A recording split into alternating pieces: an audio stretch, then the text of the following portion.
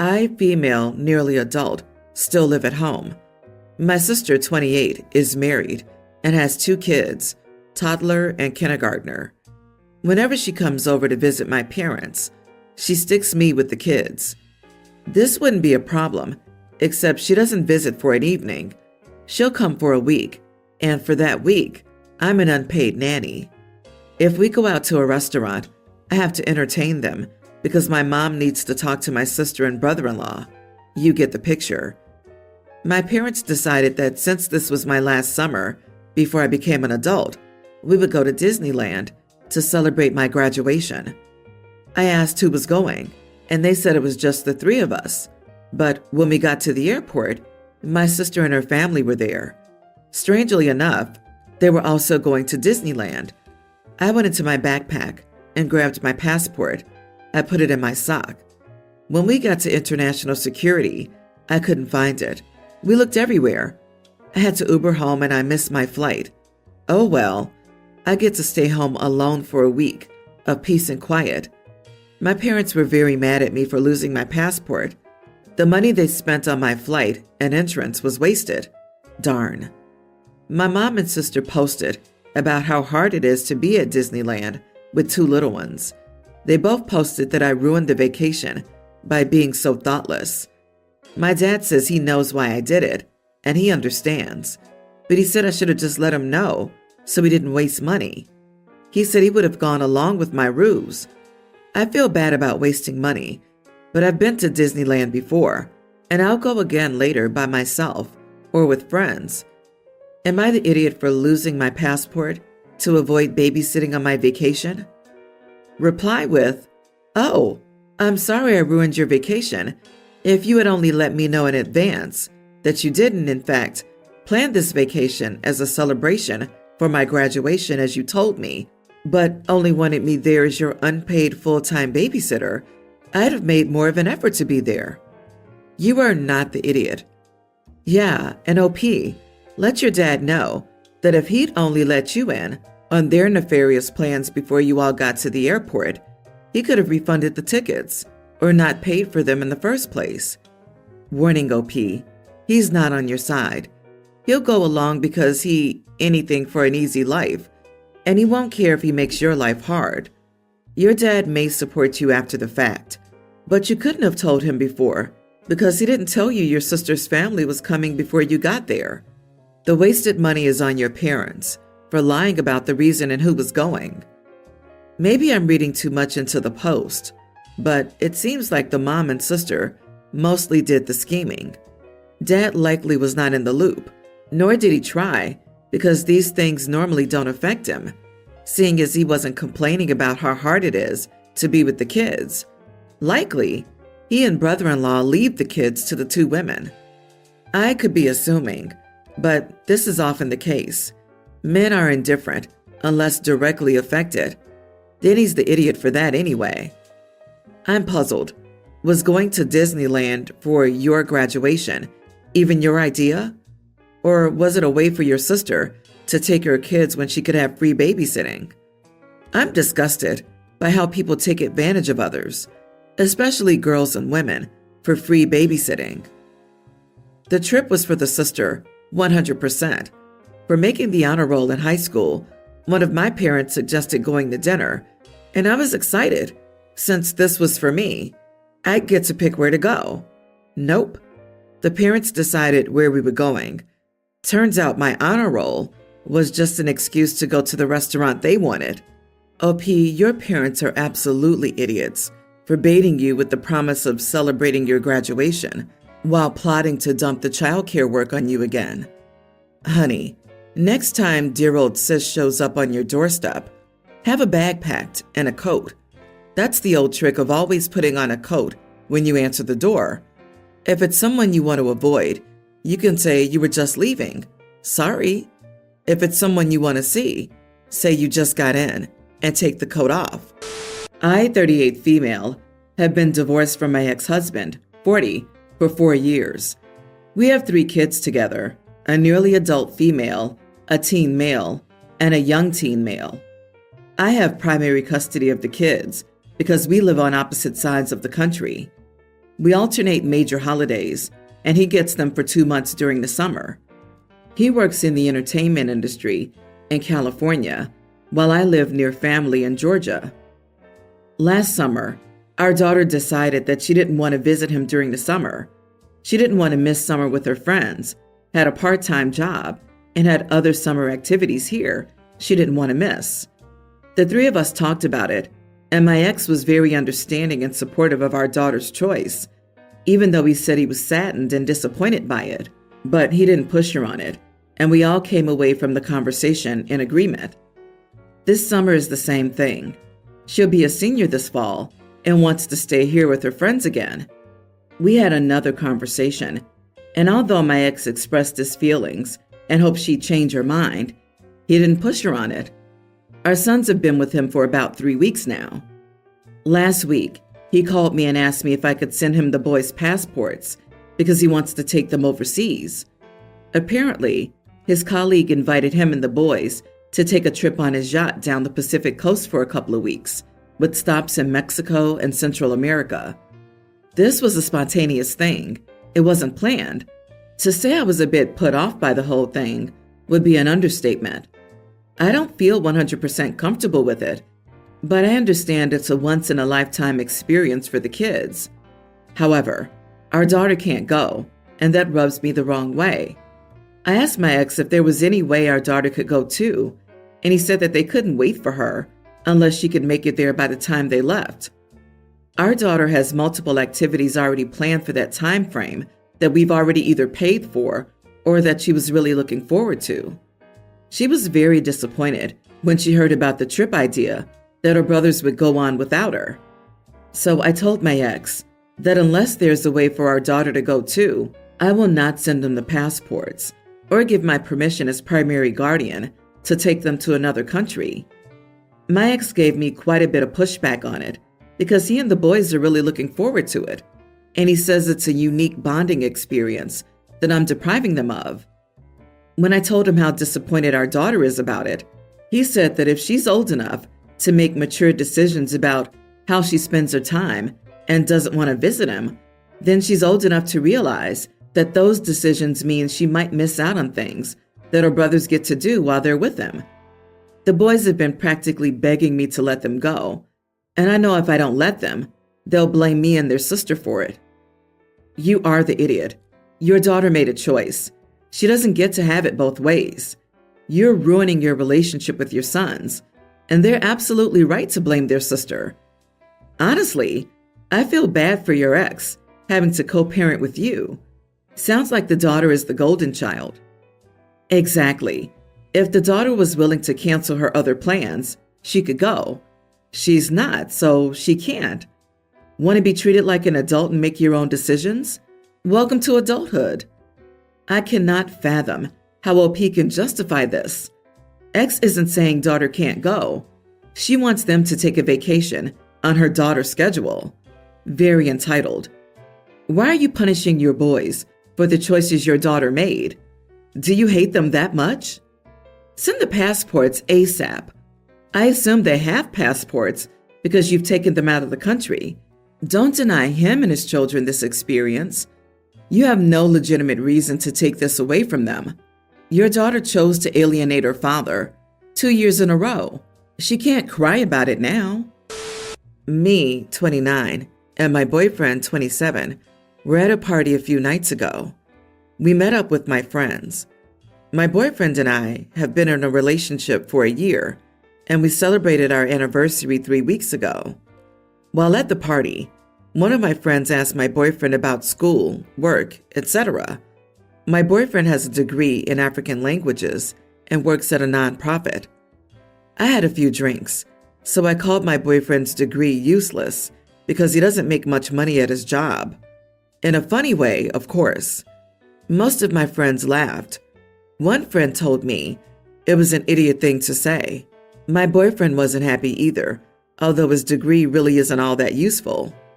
Ever since my boyfriend has been kind of cold, and I feel like an idiot.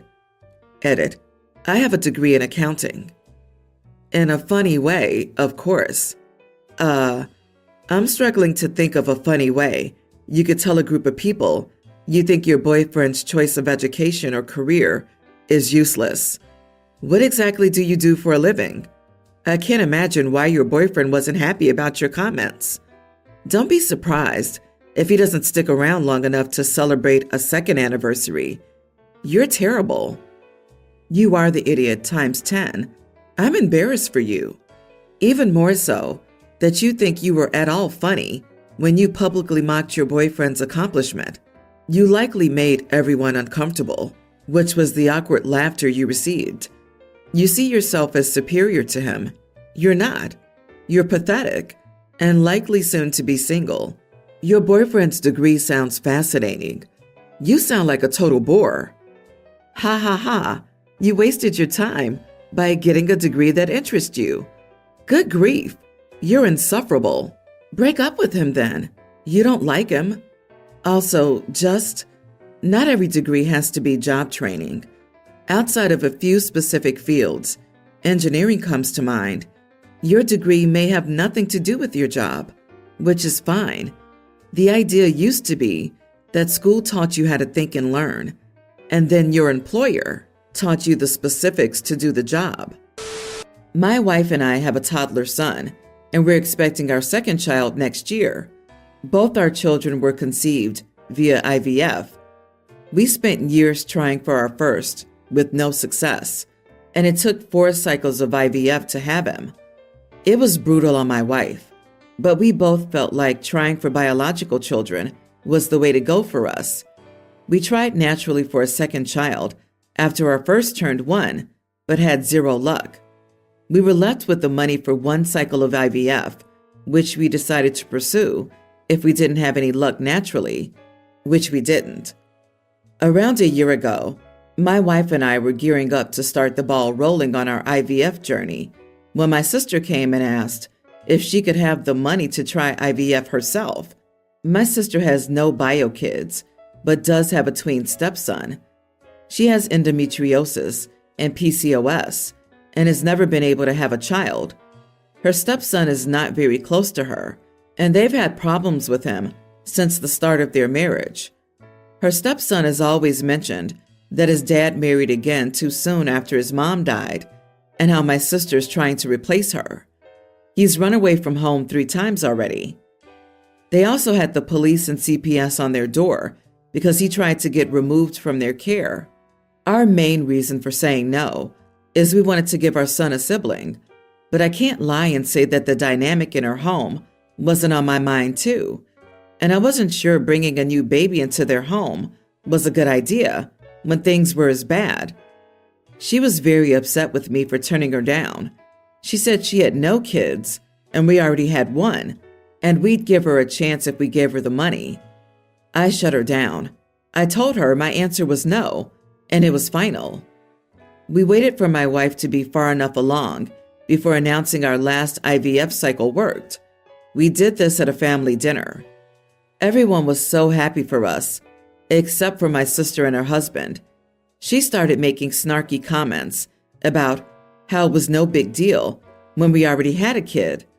I told her that given our struggles, it was a big deal. Our parents told her she should be happy for us. She then starts ranting and raving about how selfish we are to deny her motherhood and to deny her and her husband the chance to have a family together. Our other sister pointed out her stepson. She told her she's not his mother and he hates her guts, so it's not like she'll ever get any joy out of mothering him. I told her I was sorry she couldn't have a biological kid, but she didn't get to demand we sacrifice a second child for her. She then told me I held her stepson against her. I told her I couldn't say that it hadn't crossed my mind that bringing a child into a complicated mess would be a bad idea. But that was beside the point, because we wanted another child. She told me I was an idiot for humiliating her in front of the whole family and picking a fight with her. I told her she picked the fight, not me. But I did engage. So, am I the idiot? Holy crap, not the idiot. It's your money, end of story. Why does she feel so entitled to it? Like you both want to buy your kids so bad, you can both go out and get second jobs to fund your IVF. Dear Lord, that's insane. You didn't deny your sister anything. She's not entitled to your money. If IVF is something she's interested in, she and her husband can figure out ways to raise the funds. They shouldn't expect to be handed them. I know IVF is absurdly expensive, and my heart goes out to those who choose to go that route. But kids are also expensive after you have them. Does she plan on asking for money then too? And getting mad when she isn't helped? There's already a child in her household too. It's easy to see why he feels like he does about her, since she discounts his existence.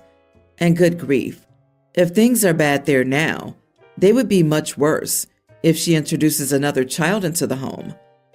Ahem, one she would consider her real child. The only thing you could do better is tell her in private earlier, but that's not really why she's angry with you. The public announcement is nothing but more oil on the fire. About 2 months ago, I, 25 female, began renting a room in my house to a student, 19 female, at the nearby college. Originally, she was just staying for the summer, but decided to stay for the coming school year as well. We're the only people living in my house. My boyfriend visits a few times a week. She and I get along quite well. I'm not a strict landlord or anything. In the contract, it says she can have friends or guests over within reason, and she's been good about it, up until recently. She and her boyfriend split up about a month ago. She didn't seem too upset, as it was a long time coming. She's been back on dating apps and has been bringing guys over, usually to spend the night. At first, I was okay with it. She brought someone home maybe once a week, but now it's increasing, and I'm starting to feel uncomfortable in my own home. Just this Saturday, I went downstairs for breakfast and ran into a stranger just casually making himself some coffee, using my mug, as if he lived there. The awkwardest thing was that he started checking me out and asked if I was single. When I asked her who that was later, she said it was someone I met at the club. I'm starting to feel really uncomfortable in my home and wonder if I would be the idiot for telling her to tone it down a bit. Like, I can't sleep well at night knowing there are random men in my house. Once a week is reasonable, but 3 to 4 times is a bit much. My boyfriend thinks I should talk to her because even he's uncomfortable with all the strangers entering my home. Edit. My tenant/roommate brings hookups 3 to 4 times a week to my house, making me uncomfortable. Not the idiot. Normally a tenant gets a ton of latitude about overnight guests, with just restrictions on how many nights a week. But when you're sharing your kitchen and bathroom, your landlord sets the rules, and the tenant decides if they like them. Tell her no more overnight randos. She lost that privilege when she let in a creeper who hit on her in her own kitchen. While this is true, it has to be before the lease is signed.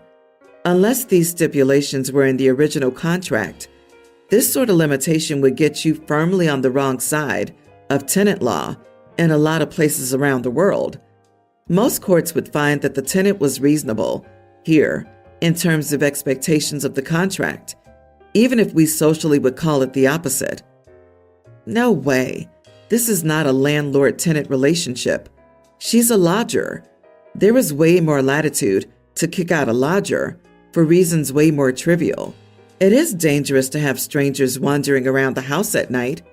She also shouldn't let them go around the house on their own. One of these dudes is going to steal your stuff, or worse one day. From the moment you rent, it's not just your home. It's hers too. So you are the idiot. You can have a talk with her, but you can't demand, and she can say no. Within reason doesn't mean anything. Yup, I wouldn't want potentially 15 new dudes each month, knowing exactly where I lived. Still, good luck clarifying the definition of within reason, since it isn't specifically explained in your tenant agreement. Hopefully she'll understand.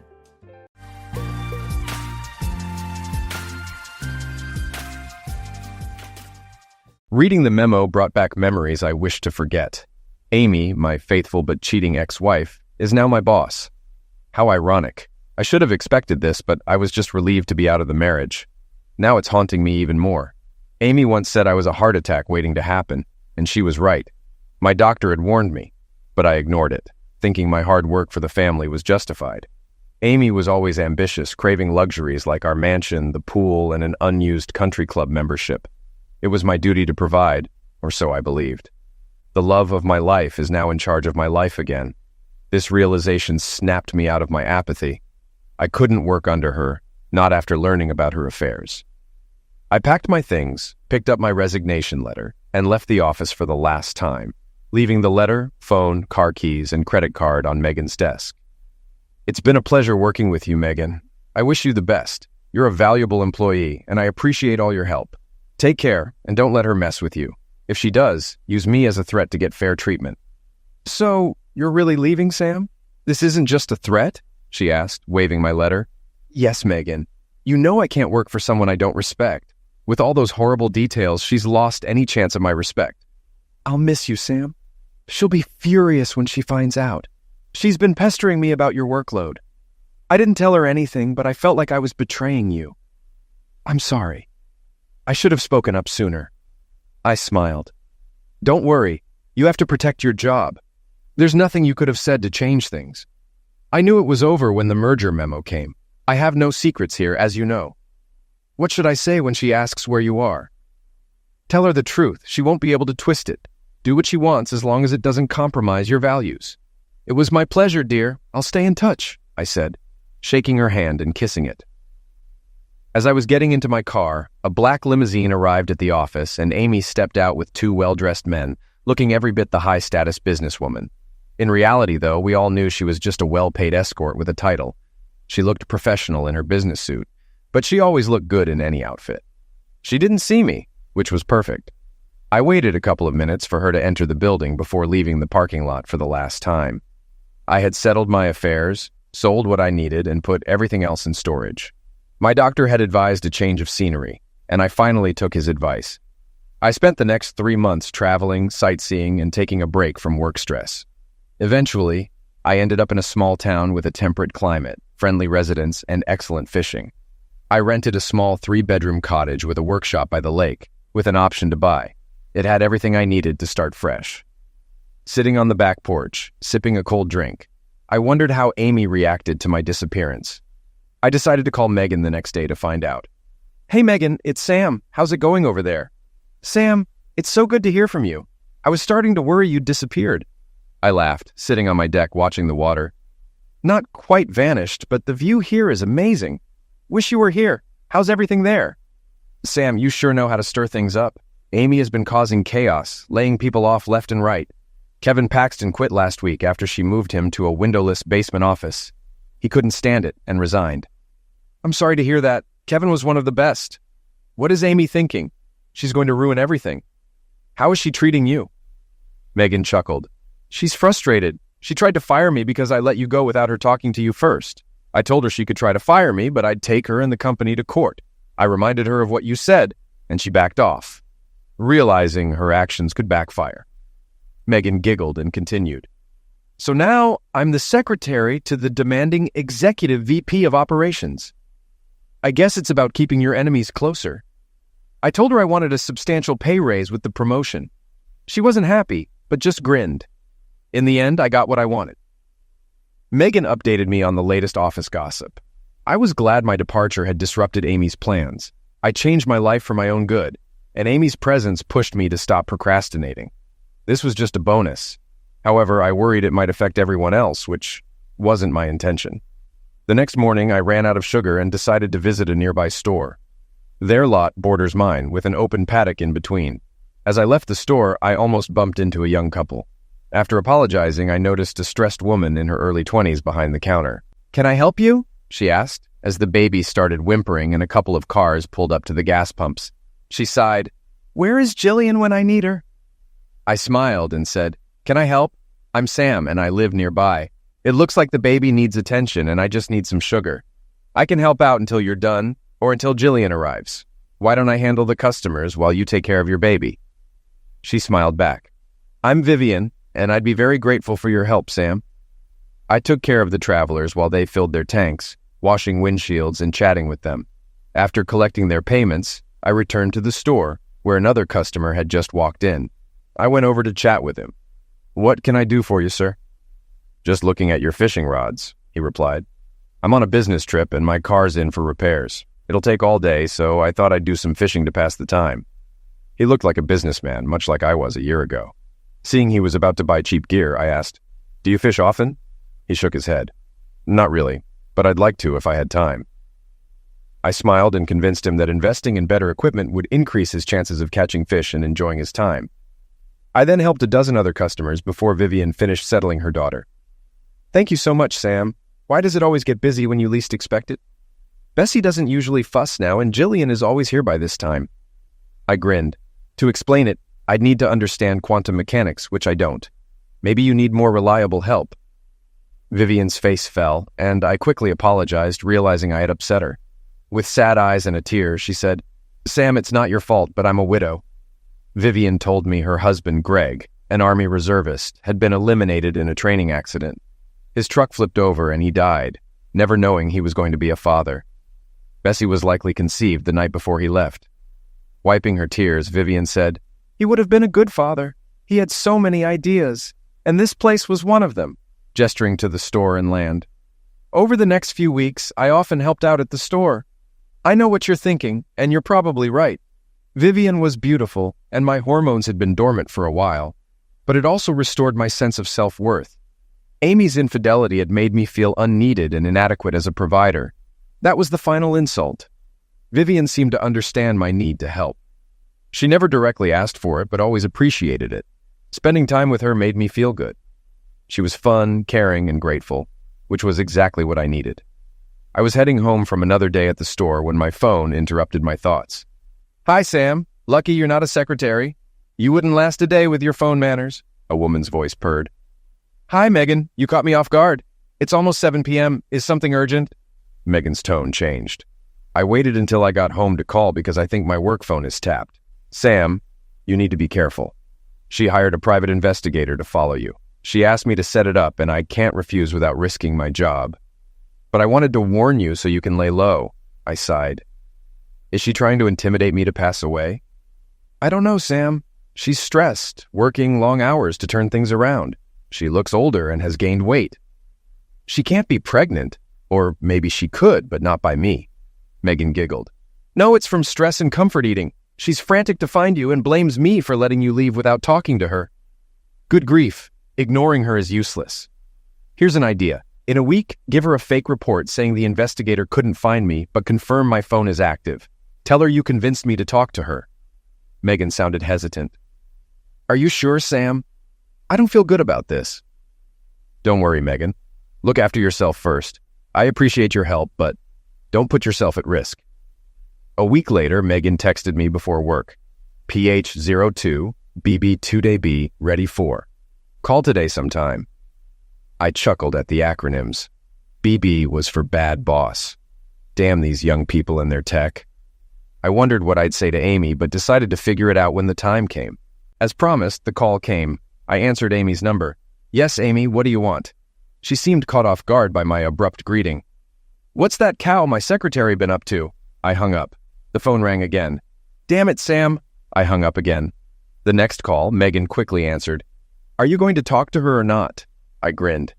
"Tell her to be polite next time and she might get more than 2 words out of me. I'm sick of her attitude." Megan chuckled. "My pleasure, Sam. Talk to you later." 5 minutes later, the phone rang again. "Sam?" "Yes, Amy. What do you want?" A pause. "Can I talk to you for a minute?" "I'm listening." Another pause. "Megan cried on your shoulder. What did she say?" "Megan is very capable. It doesn't matter what she told me. Your so-called secretary is the only reason you're talking to me now. You should be grateful to her. So, what do you want?" I thought I heard a sigh. "I'm sorry, Sam. I'm just a little cranky lately. I know Megan is doing a good job and I appreciate it." Amy was trying to diffuse my irritation, but I wondered why she gave in so quickly. "Get to the point, Amy. What do you want?" I heard Amy suppress a sob. "I really need your advice, Sam. I thought we would work together as a team, but you quit and disappeared before I could explain." I snickered. "I saw the writing on the wall, Amy.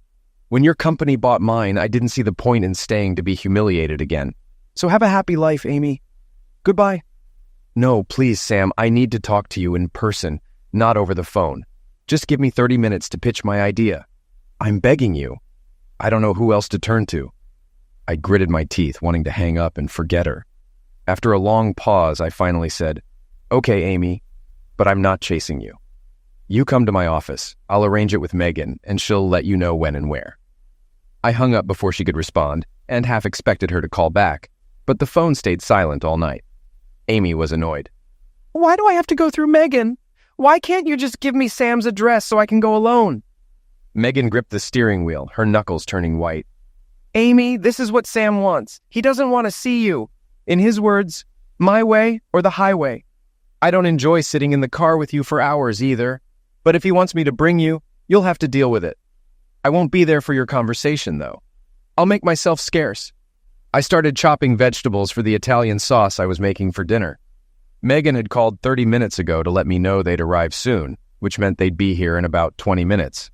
I wanted Amy to feel uncomfortable, so I stayed busy to put her at a disadvantage.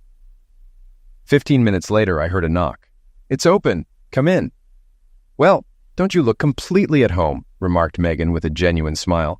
I chuckled. "Hi, Megan. Good to see you too. You look good." I saw Amy standing behind her looking worried. "Amy?" That was all I said, but I noticed her tired eyes and weight gain. Megan's estimate of 10 pounds might have been a bit harsh, but it wasn't far off. "I could use a drink," Megan said, giving me a friendly hug and a kiss on the cheek. "The country air suits you. You look great." "There's wine, beer, or Coke in the fridge," I replied, holding up my grubby hands. "Want something to drink?" I glanced at Amy. Amy noticed my cold tone and lowered her head, realizing this meeting would be tough. "Hi, Sam. Wine would be nice. Megan's right. You look good." Megan opened a bottle of white wine, poured 2 glasses, and handed one to Amy. "Which way to the view?" she asked, waving the wine bottle. "I'll leave you two alone. Remember," she pointed the bottle at me, "I'm not here to clean up a crime scene, so behave." I smiled and pointed to the back door. "Don't worry about me. There's a fishing rod on the deck if you want to try it out." Megan rolled her eyes. "Not likely. I wouldn't know what to do with a fish even if I caught one," she said as she slipped out the door, leaving Amy and me alone. "Take a seat and tell me why you're here," I said, pointing to a chair and returning to chopping herbs. Amy hesitantly sat down, trying to lighten the mood. "Nice place you have here. Small, but nice." I tensed, my irritation showing.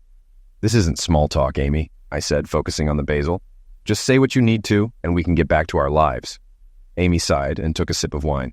"Can I ask one question?" "Ask as many as you want, Amy. Doesn't mean I'll answer, but try." "Why did you leave?" she asked, watching for any sign of anger. Knowing my temper, she could see I was trying to stay calm. I dropped the knife and turned to her. "You don't need a degree to understand my motives, Amy. You're a vice president now. You must have some brains. Figure it out." Amy looked irritated. "That was a low blow, even for you, Sam. I'm capable of doing my job, but I'm not a mind reader." I folded my arms and stared at her. Amy seemed to wilt under my gaze. "You're right, Amy. You're not a mind reader, and few people are. But in your job, you need to read people, understand and guess their motives. A good manager finds and utilizes their employees' talents for the company's benefit. It has to be a win-win situation. Do you really want to know what I think of you and your talents, Amy?" She shivered at my question, clearly expecting an answer that wouldn't boost her confidence. But she squared her shoulders. "Okay, Sam, I'll bite. What do you think of my corporate talents?" I almost laughed at her weak attempt at teasing and returned to cooking. "You're a bulldozer, Amy. You have the finesse of a bull in a china shop." Her open mouth said it all. "Bulldozer," she repeated, stunned. "Care to elaborate on that?" I smiled inwardly as I continued chopping. "Yes, Amy, bulldozer. You take the most direct path to your goal without considering the effort or analyzing the situation.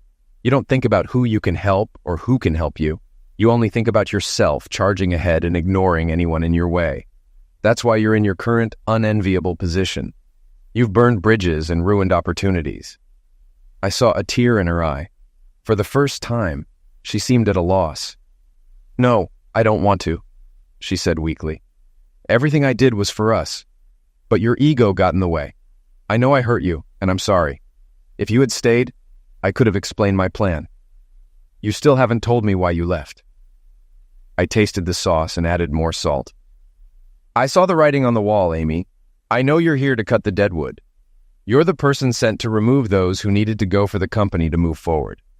I agree it was necessary. I just made it easier for you to make those decisions.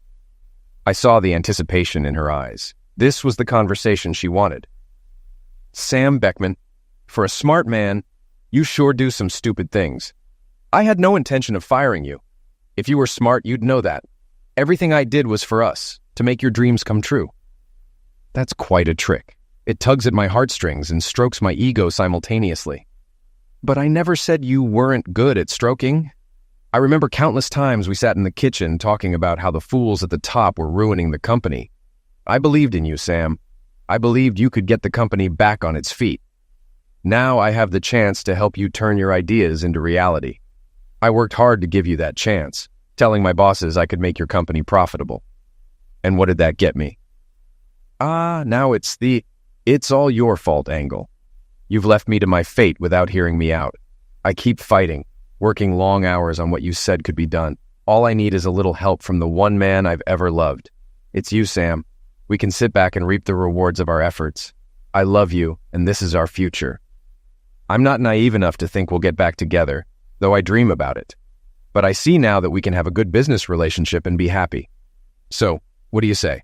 How about we call a truce, start working together, and show them we're a force to be reckoned with? Amy took another sip of wine and leaned back, her fervor fading. She had made her point, and now it was up to me. While she talked, I finished the sauce and put water on to boil for the spaghetti. The only thing I could think of were Julius Caesar's last words, "Et tu, brute." Betrayal was my first thought when I found out about her actions.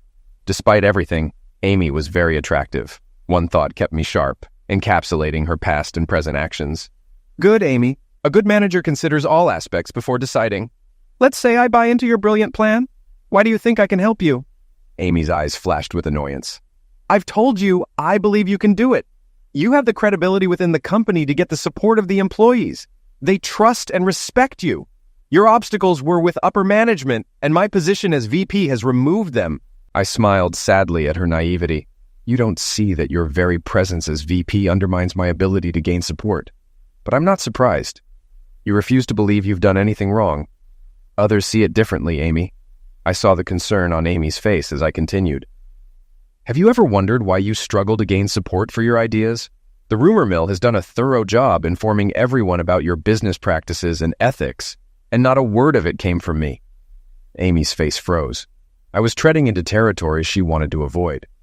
People see you as someone who slept her way to the top, leaving more deserving employees in the dust.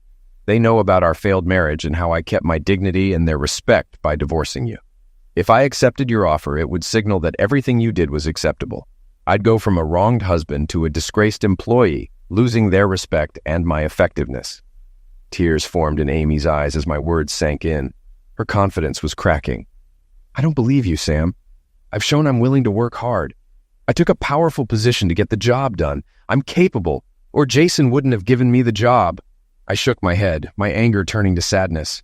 Amy truly believed her own narrative, perhaps out of self-preservation. Did Jason approach you with the takeover offer, or did you push him? Amy wiped her face with a tissue from her purse and straightened up. Hopefully it doesn't matter what you or anyone else thinks. I'm not Jason's puppet. I approached him, and he put up a lot of barriers before letting me present my proposal to the board. I nodded. Just as I thought. Did Jason entertain you when he finally let you speak to the board? Her sigh gave her away. Trying to gather her thoughts, she asked, Why do you think that? I grinned. Do you know why I was good at my job, Amy? I've always made profiles of everyone I meet, including you. My mistake was trusting you unconditionally because I loved you. That cost me dearly, so I adjusted your profile. As my grandfather said, there's no point in getting older if you're not getting smarter. I assess people by their words and actions to see if they fit their profile. Knowing Jason, I doubt he cares if you succeed.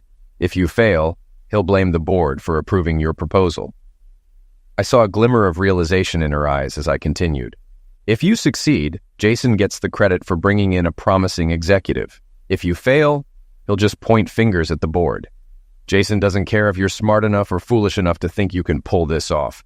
As long as you keep him entertained, he'll be satisfied. You're on your own, Amy. a small fish in a big pond full of hungry piranhas. Amy clutched the napkin tightly. Everything I'd said was true, and she seemed frightened by the reality of her situation, but she still tried to deny it. So, you don't think I can do it? I shrugged. No, Amy, I know you can't. I saw anger building in Amy, but continued. It would take a huge Saturn V rocket to launch you from your VP position into corporate oblivion. Where will your precious security be then, Amy? I turned away to calm myself. From what I hear, you've only managed to spin your wheels and create so much smoke that everyone else struggles to do their jobs. I'll be surprised if the next shareholders meeting doesn't announce a 25% drop in profits. But that's just speculation. No matter how you spin it, it all comes down to your reasons for starting this. You said you loved me and did it for both of us. Amy shuddered but nodded. But really, it's all about your safety, not ours. If you loved me, you would have tried to stop me from working myself to pass away. You called me a heart attack waiting to happen. I paused, then continued. You didn't try to stop me, or if you did, it wasn't convincing. You just waited for me to drop dead. You could have threatened divorce to make me think about us. Your infidelity made me realize things. That's why I'm here now, and feeling great. I love you, Sam. I didn't want to divorce you. You didn't want to divorce me, but you were willing to let me work myself to pass away. Does that sound loving? I finished sarcastically. Amy couldn't refute my arguments and couldn't bear to look at me. I didn't mean what I said then, and I love you even now. I regret a lot of what I said, Amy pleaded. My grim face must have shown doubt. I'm sure you believe what you're saying, Amy, but that doesn't change our situation. Don't you realize I can't trust you now, either personally or in business? I've decided to end this discussion. You made it to the top. Now you'll have to wait for Jason to retire or disappear before you can aim for CEO. You've decided this is a good time to solidify your position and go for that coveted role. Amy tried to object, but I stopped her. Your plan is clear. Take over my old firm and get me to work hard again to benefit you. I'm amazed you expected me to follow your orders. When I kicked you out, I thought it was clear I wasn't weak. Maybe it was my fault for setting you up to fail. I saw Amy struggling to hold it together. One moment I blamed you. The next, I was taking responsibility. You're talking nonsense, Sam. I think you're the one with it backward, she countered. I hung my head and sighed in despair. Good, Amy. You've heard being cruel to be kind. I wasn't being kind. I led you on and then had to cut you down harshly. Instead, I went to Jason and made him fulfill his promise to make you a GP. I didn't want to see you left to suffer, even though you deserved it. I made a mistake by making you think there was a chance I'd take you back. Your love cards on my birthday, Christmas, and other occasions proved that. I checked the sauce and added water to the nearly dry pot. If I did what I should have, you'd have disappeared to some unknown place to start over. That's what I want you to do now. Walk away and start over. Tears streamed down her face. You might have to go back to a secretarial job, but it won't be as bad as staying and fighting. You'll be lucky if you're allowed to lick stamps while some post office idiot entertains you. I watched as my words sank in. Her defiance, not humility, made me sad. I know I hurt you, Sam. I berate myself every day for it, but what you said is just evil. You don't believe in me, yet I believe in you. Well, if that's how you feel, watch and I'll show you how it's done. At that moment, there was a knock at the door. Come in, I said irritably. Is everything okay, Sam? I'm sorry if I'm interrupting, Vivian asked. I sighed, realizing I'd lost my temper, and checked my watch. I'm sorry, Vivian. Please don't come in. Amy was just leaving. I glared at Amy, waiting for her to get up. Amy looked at Vivian standing in the doorway. She was younger, maybe by 5 or 10 years, and very pretty with long, flowing, dark blonde hair. Amy's face showed her realization of why Vivian was here. She turned to me, saw the food simmering on the stove, and began to cry as she understood the situation. I glanced at the dinner I was making for Vivian and me, recognizing what Amy was thinking. What? You thought this was for you? I told you this wasn't a social event. Don't be upset that I invited a friend to dinner. We broke up years ago. The only reason I let you come here was to knock some sense into you. Amy stood up, head down, and rushed past Vivian, muttering, Tell Megan I'll be waiting in the car. I hope I didn't make things worse, Vivian said, watching Amy leave. I can go if you need to deal with this. Can I tell Jillian I don't need her as a babysitter? It's not your fault. I'm glad you showed up when you did. I hugged Vivian and kissed her cheek. You can watch the pasta for a minute. I need to tell Megan our meeting is over and she can take Amy home. I stepped out onto the back terrace and saw Megan napping in the afternoon sun. Amy's words echoed in my mind. Now that she was vice president, she had removed all the obstacles blocking my ideas, and it got me thinking. How do you like the view? I asked. It's just like you said, Sam. Amazing. Megan smiled, closing her eyes. How did it go in there? I didn't hear any fire shots. Not well. She's not backing down. She's in the car waiting for you. Can I ask you something? Sure, Sam. You can ask me anything. I smiled weakly. How do you see your future at work? How ambitious are you, Megan? Her eyes widened at the unusual question. I'm not sure what you're getting at, Sam, but if it's what I think, I'd like to get Amy's job first. She stood up. I know I can do it well, but I won't compromise my values. Why do you ask? I think it's time to end this circus, I said determinedly. Can you contact Kevin Paxton and meet me in town in 3 weeks? I might have an offer for both of you. Megan nodded. I led Megan back inside, where she saw Vivian at the stove. She poked me in the ribs, whispering, Now I see why Amy ran off, you old dog. Megan's look made me smirk. She's gorgeous and probably the final nail in Amy's coffin. Amy is out of her league. Never was in her league. I'm not even in her league. She's licking her wounded pride right now. I nodded, appreciating Vivian's beauty. And she's just as lovely on the inside. Vivian looked up as I introduced Megan. Nice to meet you. Sam has so many women in his life, I'm not sure he has room for me, she said hesitantly. Megan chuckled. Don't worry about the other women you see Sam with. He's a one-woman man, sweetheart, and from what I can tell, he's got his eye on you. Watch out, though. Sam can be a real charmer when he's interested. I wasn't sure what Megan meant, as we hadn't been in social situations together. I felt my face redden. I think you've said enough for one night, Megan. It's time to leave. As I nudged her toward the front door, she looked back with a final comment. If you're smart, Vivian, you won't let this guy slip away. She kissed me on the cheek and said goodbye. Be smart. I'll see you in 3 weeks.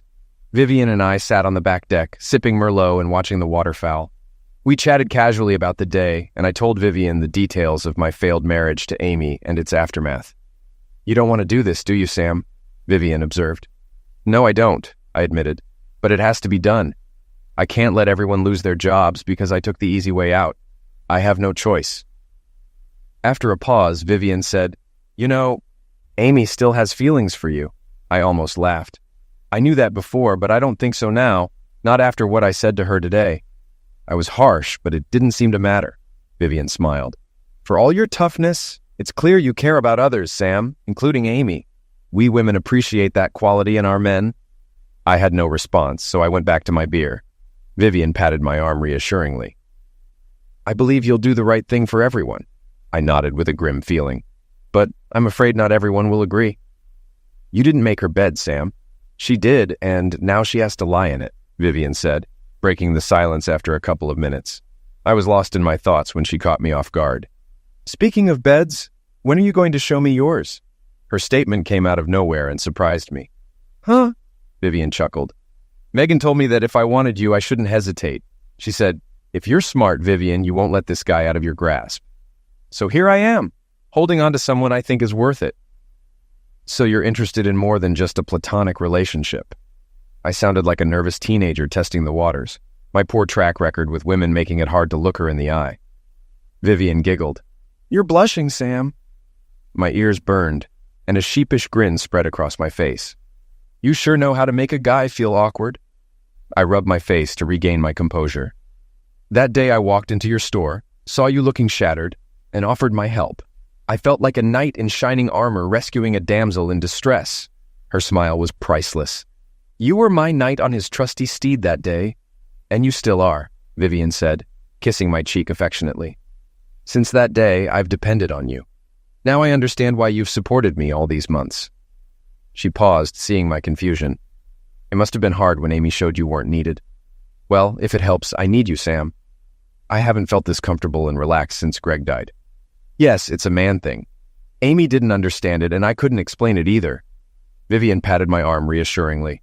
You've been good to me, Sam, and I appreciate it. It wasn't until Megan's antics that I realized I had more than friendly feelings for you. So, do you want to take it to the next level? Vivian's face showed sincerity and hope. Well, madam, if you insist, I shall have to show you my etchings, I said with a sly grin. Vivian's face lit up. Forget the etchings. I'm more interested in the tool you used to make them. We both laughed as she stood up and headed for the door, saying, "Race you to the bedroom." Later, I saw Kevin and Megan watching me walk into the restaurant. My mood must have been obvious. Kevin stood up and offered his hand. "Long time no see, old friend. It's great to see you after all these years. You look 10 years younger." I smiled, shaking Kevin's hand. "It's good to see you too. I'm doing great. How's life?" "Ooh, average to average. Can't complain because no one ever listens," Kevin said. I smiled and kissed Megan on the cheek. "You look as radiant as ever. I don't know what you saw in this brute, but I hope he treated you well," Megan chuckled. "He may be rough, but I like the rugged type." "How do you know?" Kevin asked. I smiled. "Because I'm a people watcher. I saw your reaction when I asked Kevin to be here today. I think you two would make a formidable team." Kevin grinned. "Speaking of which, what's the offer?" I chuckled. "Straight to business, Kevin. You'll never change." "Okay, let's talk business. Then we can relax and enjoy the food." As the waitress served our drinks, I began. "The company is in serious trouble. If nothing is done soon, everyone will be looking for new jobs. As you know, options are limited." I pulled several folders from my briefcase and handed a white one to Kevin. "Feel free to disagree or add anything." While Kevin studied the folder, I opened another. "Here's a list of people you need to get on your side. I'll leave it to you to figure out how." Kevin flipped through the folder. "It's clear you've thought this through. Not only are you targeting JPL and Amy, but also Dobson Inc. and Jason." I saw Kevin's expression and knew what he was thinking. "We don't have a choice, Kevin. Since Dobson bought out JPL, we need to attack from both sides. My original focus was on JPL, but now we must target Dobson's board too. If you can get the board on your side and Megan handles JPL, we have a chance, albeit a small one." Kevin handed the folder to Megan. "You're right. Sam's situation is more than dire. It's anorexic. But I see potential. It wouldn't hurt to involve Jack Deacon. He's a master at accounting." I nodded grimly. "Jack is a genius with numbers, but we didn't get along. He never liked me." Megan nodded while looking through the folder. "I agree with Kevin. Jack should be involved for his creative accounting skills. I'll talk to him first." Kevin picked up the second folder and examined the list of names. "I'm not sure I can meet some of these people, let alone bring them on board." I smirked at Kevin's doubt. "What do you think I've been doing for the last 3 weeks? There's one name, Slovak, that I couldn't get close to. If he's not on board, none of this will work. How did you become so influential?" "Influential? My back. If I were that good, Slovak would be on our side." I handed Kevin another folder. "This is a list of meetings you have scheduled with everyone except Slovak." Megan looked up from the folder. "Isn't Slovak Jerry Cambridge's uncle? Maybe Jerry can arrange a meeting with him." Kevin and I exchanged glances and shrugged. Kevin asked, "Can you figure this out, Megan?" Megan smiled. "I have a meeting with Jerry tomorrow about the trip plans. I'll ask him then." This made me feel a bit better. "I've organized the times and dates for you. Things are getting messy, even in the higher levels of government." I outlined my concerns, but didn't have a solid plan yet. "We need to finalize the details and get everyone together to complete the final version." Megan shook her head. "I can't believe Jason didn't see this coming."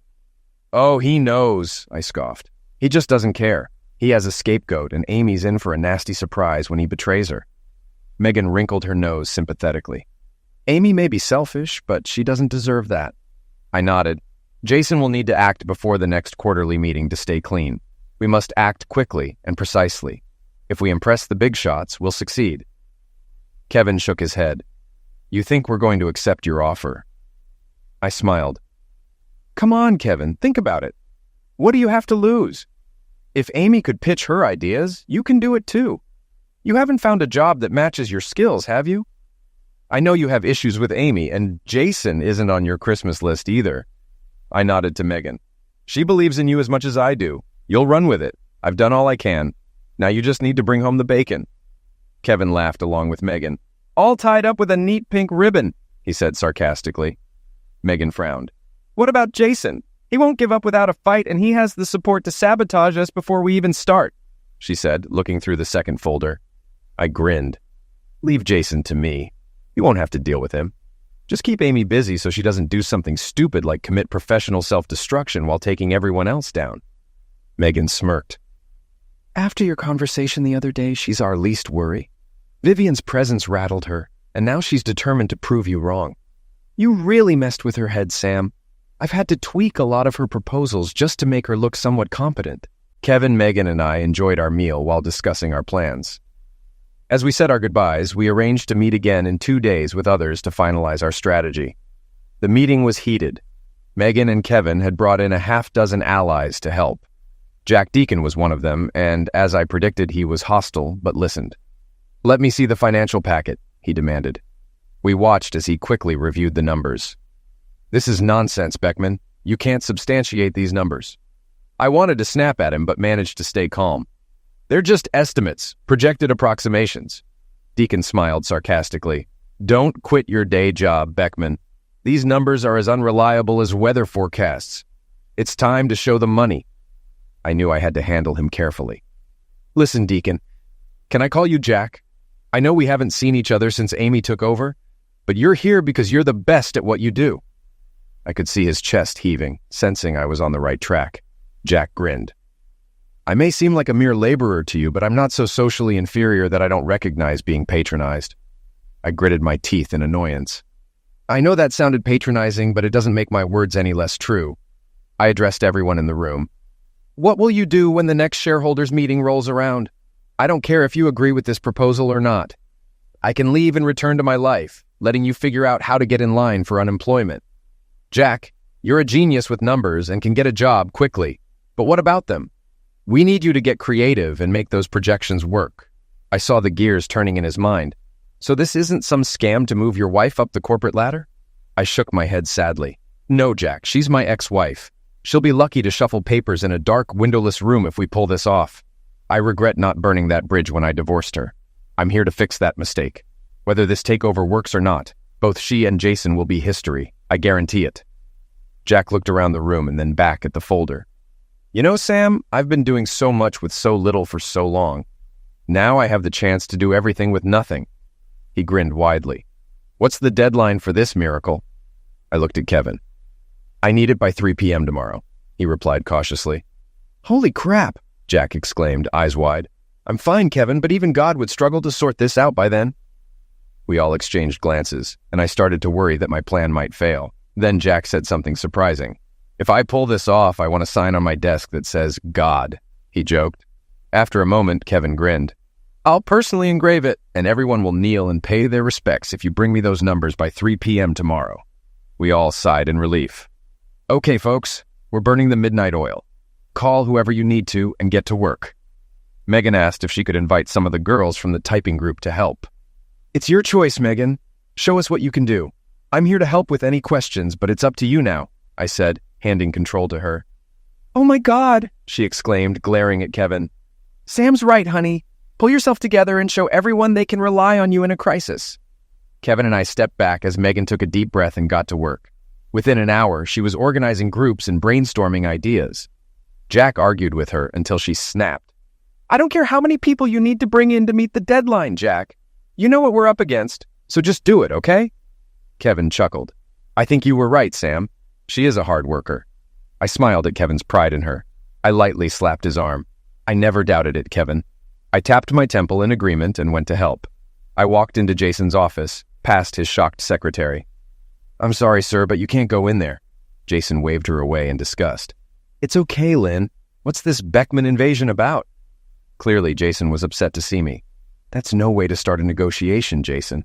I'd think a man of your business acumen would know when to be a bit more contrite." I wore a menacing smile. Jason sat back, waiting. I knew in a battle of wills, the first to speak loses. Jason, sweating, finally interrupted. "Are you just going to stand there? Or are you going to tell me why you're here? I have a shareholders meeting in an hour." "I'm here to help you pack, idiot," I informed him. "And where am I supposed to go?" Jason clearly didn't like how this was going. "I don't care where you go as long as you're out of here by the end of the day," I said with a grin. "But I'd suggest moving to another state, maybe even the other side of the country." "What if I refuse to leave? I'm close to retirement and not giving up my lucrative package for someone like you." I shook my head. "You have two choices. Resign now and walk away with what you have, or stay and watch me dismantle your life, including your family. You'll be lucky to afford a cup of coffee." Jason frowned. "I did what you wanted. I made Amy vice president, and she now controls JPL. Why the threats? We've never met, but I thought you kept your word. What changed your mind? Are you coming after me because of the past? I leaned forward, placing both hands on his desk, our faces inches apart. You changed my mind. I was holding up my end until you broke it. Now you pay. You screwed Amy over and let her present a doomed proposal to the board. You saw a chance to kill two birds with one stone, knowing she'd turn to me for help, and you knew I wouldn't. You broke our agreement, and now I demand payment. Sweat trickled down Jason's face as he listened, realizing everything I said was true. I didn't break our deal, Beckman. She came to me. I only gave her a chance to prove herself. If she's in this position, it's her fault. Don't crap me, you lowlife, I said, sweeping items off his desk in anger. You could have stopped her. Even a fifth grader could see she had no chance without your help. It was your choice, and you made the wrong one. Now fix it. Resign or watch your life get destroyed. Jason's face showed a range of emotions, and I enjoyed watching him struggle. I doubt you have enough on me to follow through on your threats, he said. I smiled, watching him mentally hit dead ends. Do you think I've been idle? I have dirt on your affairs, corporate fraud, embezzlement, and more. Your choice, jail or retirement. I saw realization dawn in his eyes as he understood his only option was to leave. Kevin Paxton is talking to your board right now with a plan that will ruin you. When I leave here, I'm handing everything I have to them. That broke Jason. He pressed the intercom. Lynn, come in with a pad and pencil. I need to dictate a letter. I walked to his wine cabinet and poured a scotch. No need to hurry, Jason. You win. I'll be gone by the end of the day.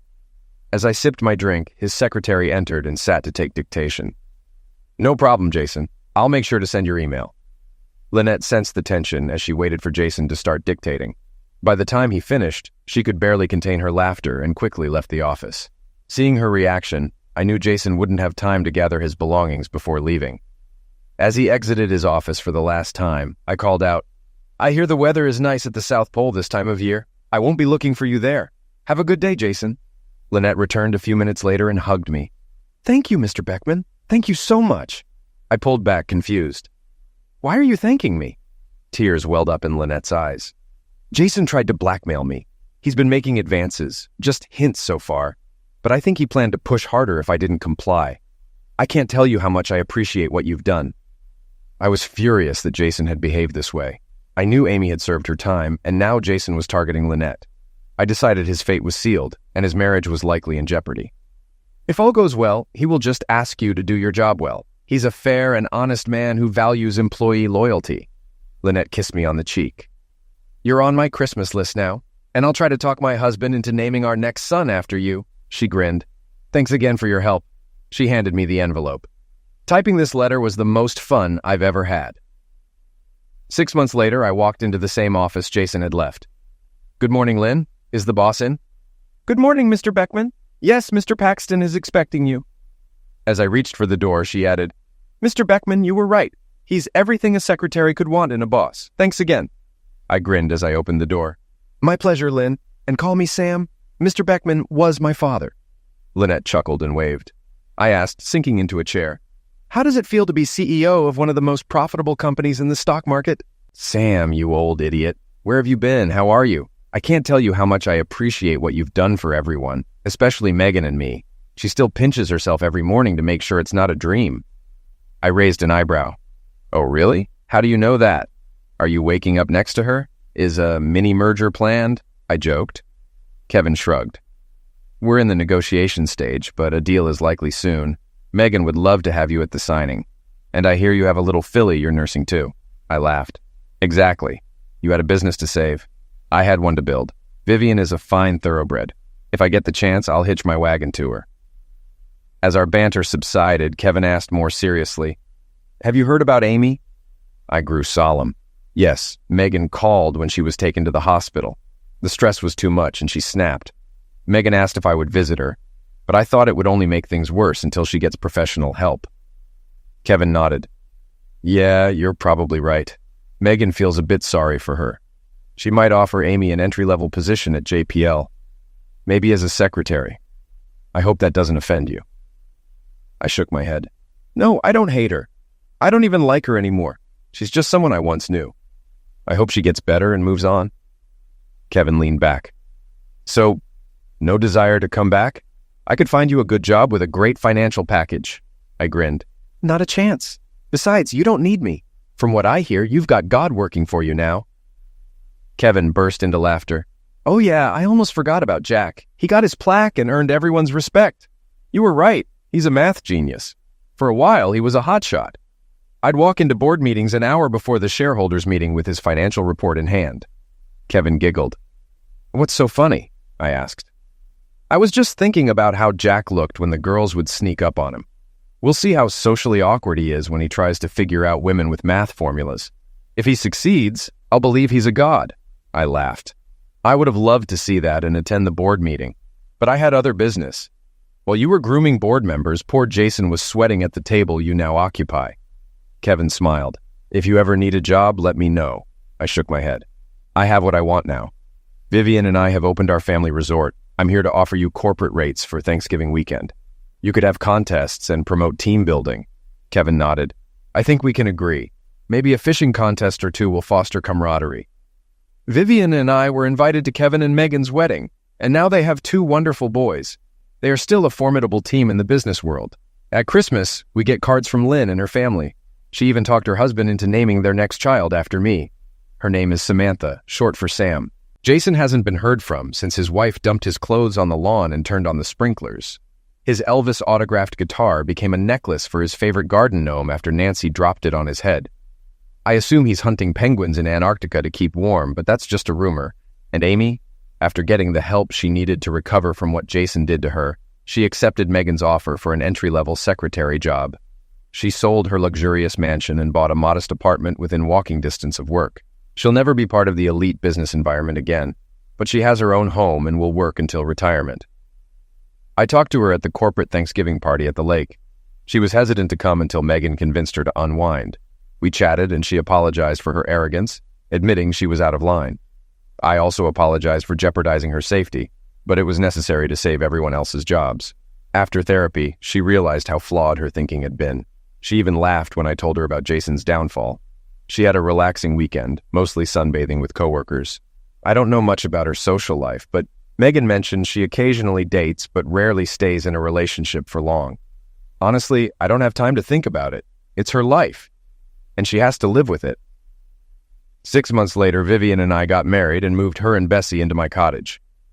I watched as she took out a picture of her late husband, Greg, from her suitcase, kissed it, and placed it in a drawer. Touched, I walked over, pulled out a picture of Glory, and placed it on her dressing table. Greg deserves to see his wife happy, well-groomed, and loved, don't you think? Vivian smiled tearfully and hugged me. You're a good man, Samuel. I think Greg and you would have been great friends. My guardian angel has been looking out for me, and now I have 2 soulmates. I felt splendid, better than I had in years. When Bessie is old enough, you'll have to tell her all about her father. They both deserve that. Our fishing resort is growing steadily. Jillian now has an apartment attached to the store, so we always know where to find her. We've added more cabins with docks for weekend fishing enthusiasts. I spend most days in my workshop doing boat repairs and general maintenance. Vivian runs the store, and Bessie, now 5, is always underfoot. I've become a father figure to her, the only one she's ever known. Last summer, we surprised her with a little brother, Brady, who has temporarily relieved her of some of our attention. I fuss over both of them, and even my doctor is pleased. Maybe I should send Amy a thank you card. Just kidding.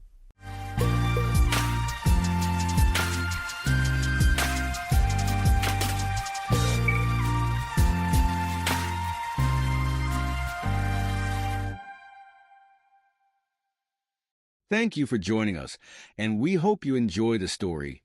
Let's start. Alexander Alex Carrington stood at the floor-to-ceiling windows of his corner office, surveying the city skyline. At 42, he cut an imposing figure, tall, broad-shouldered, with steel-gray eyes that missed nothing. As the CEO of an international logistics company, Alex had built his empire through a relentless need for control and perfection. The intercom buzzed. Mr. Carrington, your son is here to see you. Send him in, Alex replied, his stern expression softening slightly. 10-year-old Max bounded into the room, Claire's iPhone clutched in his small hands. Dad, what's a prenup? Alex froze, his blood running cold. Where did you hear that word, Max? It was in Mom's email, Max said innocently, holding up the phone. With forced casualness, Alex took the device from his son. His heart nearly stopped as he saw the email chain between Claire and her divorce lawyer. They were plotting to leave him, waiting for his father's inheritance. But something had changed. "Max, why don't you go play in my secretary's office for a bit?" Alex said, his voice tight. "I need to talk to your mother." As Max left, Alex strode purposefully toward the elevator, his mind racing. He found Claire in their sprawling penthouse, lounging on a chaise with a fashion magazine. "Care to explain this?" Alex said, tossing the phone onto the coffee table. Claire's face drained of color as she saw the screen. She snatched the phone, her eyes darting between it and Alex. "How dare you look through my private emails?" "Our son found it," Alex replied coldly. "Now explain." Claire's shoulders sagged, then straightened as a cold smile played across her lips. "I was waiting for your dad's inheritance," she said, her tone dripping with disdain. "But plans change now." Alex felt as if he'd been punched in the gut. But he wasn't done. With a smile, he pulled out his own phone, showing Claire a series of damning photos. Her locked in an intimate embrace with Mark, one of his top employees and an old friend. "You won't get a dime," Alex said softly. "You cheated. Remember the prenup?" Claire's shocked silence gave way to disbelief. "How do you know?" Without hesitation, Alex's voice turned to ice. "You're done. Pack your things. Tonight." Claire, panicked, began to realize the magnitude of her mistake. But it was too late. Alex had already turned his back, leaving her to face the consequences of her actions. Mark Stevens sat in a dimly lit bar, nursing his third whiskey of the night. His phone buzzed incessantly, Claire's name flashing on the screen with increasingly frantic messages. He knew their plan had unraveled spectacularly. Across town, Claire paced in a luxury hotel room, her designer luggage a stark contrast to her disheveled appearance. She'd underestimated Alex, but she wasn't going down without a fight. The next morning, Alex strode into Carrington Logistics, employees scattering before his thunderous expression. In his office, he immediately called his head of security. "I want Mark Stevens' access revoked. All of it. Now." His voice left no room for questions. But Mark was already a step ahead. Before his access was cut, he'd managed to funnel sensitive business information to several of Carrington Logistics' biggest competitors. Claire, meanwhile, was plotting her own revenge. With her sharp social skills, she began reaching out to her extensive network, spreading rumors about Alex's crumbling empire and tarnishing his once flawless image. As Alex sat in his office, reviewing the damage reports, his intercom buzzed. "Mr. Carrington, there's a Victor Zorn on line 1 for you." Alex's eyes narrowed. Victor Zorn, the ruthless Russian oligarch who'd been eyeing his company for years. He picked up the phone, his voice cool and controlled. "Zorn, what can I do for you?" "Ah, Alexander." Zorn's heavily accented voice oozed false sympathy. "I heard about your recent troubles. Perhaps now is a good time to discuss that merger we've been dancing around." Alex's grip tightened on the phone. "Carrington Logistics is not for sale, Zorn. Not now, not ever." As he hung up, Alex realized he wasn't just fighting a personal betrayal. This was a direct threat to his entire empire. Alex sat across from Liam Quinn, a brilliant but morally ambiguous investigator he'd hired to dig up dirt on Claire, Mark, and Zorn. Liam's findings were worse than he'd imagined. "They've been stealing from the company for months," Liam explained, sliding a file across the desk. "They plan to bankrupt you, destroy your empire, and flee the country with the spoils." Alex's jaw clenched as he reviewed the evidence. At that moment, his phone rang. It was his CFO. "Sir, we have a problem. Zorn's just launched a series of strategic moves that's crippling our supply chain." Hanging up, Alex knew he had to act fast. He arranged an emergency meeting with Zorn at an exclusive private club. The Russian oligarch sat across from him, smug and overconfident. "Your company is on its knees, Alexander. I'm offering to buy you out at a fraction of its worth. It's more than generous, considering the circumstances." Alex leaned forward. You underestimate me, Zoran. This isn't over. As he left the meeting, Alex's mind was already formulating a plan. He'd not only survive this onslaught, but annihilate all his enemies in the process. Back at his office, Alex initiated his counterattack. Using the evidence Liam had uncovered, he filed a countersuit against Claire and Mark, accusing them of fraud, embezzlement, and conspiracy. He then began systematically removing Mark's influence from within the company, firing his associates and cutting off his access to company funds. It was a surgical strike, precise and devastating. As night fell over the city, Alex stood at his office window, looking out at the empire he'd built. The battle had only just begun, but Alexander Carrington was a man who played to win, and win he would, no matter the cost. Claire Carrington stood in the middle of her rented apartment, surrounded by designer luggage that looked out of place in the modest space. Her perfectly manicured nails tapped against her phone screen as she scrolled through her contacts. She needed an ally, someone who could help her turn the tables on Alex. Her finger hovered over a name, Andrea Wells, investigative journalist. A cold smile played across Claire's lips as she hit the call button. Andrea, it's Claire Carrington. I have a story for you. How'd you like an exclusive on the dark side of Alexander Carrington's empire? Across town, Alex sat in his office, reviewing the latest reports on the damage Claire and Mark had done. His intercom buzzed. Mr. Carrington, there's a Ms. Wells from the Tribune on line 1. She's asking for a comment on some allegations. Alex's eyes narrowed. So, the war had begun in earnest. He picked up the phone, his voice cool and controlled. Ms. Wells, what can I do for you? As Andrea laid out the accusations, corruption, abusive leadership, shady dealings, Alex listened silently, his mind already formulating a counter-strategy. When she finished, he spoke only 2 words. No comment. He hung up and immediately dialed Liam Quinn. I need everything you've got on Claire and Mark. Now. Days passed, and the city buzzed with rumors.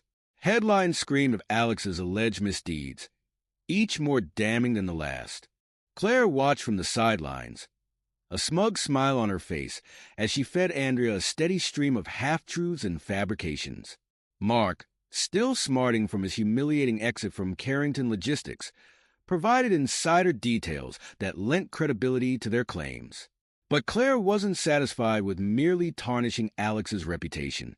She wanted to hit him where it truly hurt. I want full custody of Max, she told her lawyer, her voice hard. Paint Alex as an unfit father. Use whatever means necessary. Max, caught in the crossfire, retreated into himself. At school, he overheard whispers about his father, saw the pitying looks from teachers. At home with Alex, he felt the tension, the barely contained fury that radiated from his father. He didn't understand what was happening, only that his world was falling apart. Alex, for his part, had anticipated this move. As Claire's lawyer filed for emergency custody, Alex's team was ready with a counterpunch. They leaked their own story to the press. A sordid tale of Claire's affair, her theft from the company, her manipulation of Max for her own gain. The public sympathy, fickle as always, began to shift. Claire found herself on the receiving end of scathing editorials and vicious social media posts. Her carefully cultivated image as the wronged wife crumbled. In the courtroom, Alex's lawyers were relentless. They presented evidence of Claire's infidelity, her attempts to circumvent the prenup, her plans to flee the country with company funds. The judge, a no-nonsense woman with steely eyes, listened impassively. When the gavel fell, Claire's world collapsed. Custody is awarded to the father, Alexander Carrington. The mother, Claire Carrington, is granted supervised visitation pending further review. Claire stumbled from the courtroom, her designer heels clicking on the marble floors. Outside, a sea of reporters waited, microphones thrust forward, cameras flashing. She pushed past them, her face a mask of despair and rage. Alex emerged moments later, Max's small hand clutched in his. He faced the cameras, his expression grim but composed. Justice has been served, he said simply. My son and I asked for privacy during this difficult time. As they drove away, Max looked up at his father. Dad, is it over now? Alex's grip tightened on the steering wheel. Not yet, son, he said softly, but it will be soon. Mark Stevens sat in a dingy motel room, surrounded by empty whiskey bottles and crumpled papers. His laptop glowed in the dim light, displaying financial reports and internal memos from Carrington Logistics. He'd been poring over them for days, looking for a weakness, any chink in Alex's armor. His phone buzzed. An unknown number. He answered warily. Stevens. Mr. Stevens.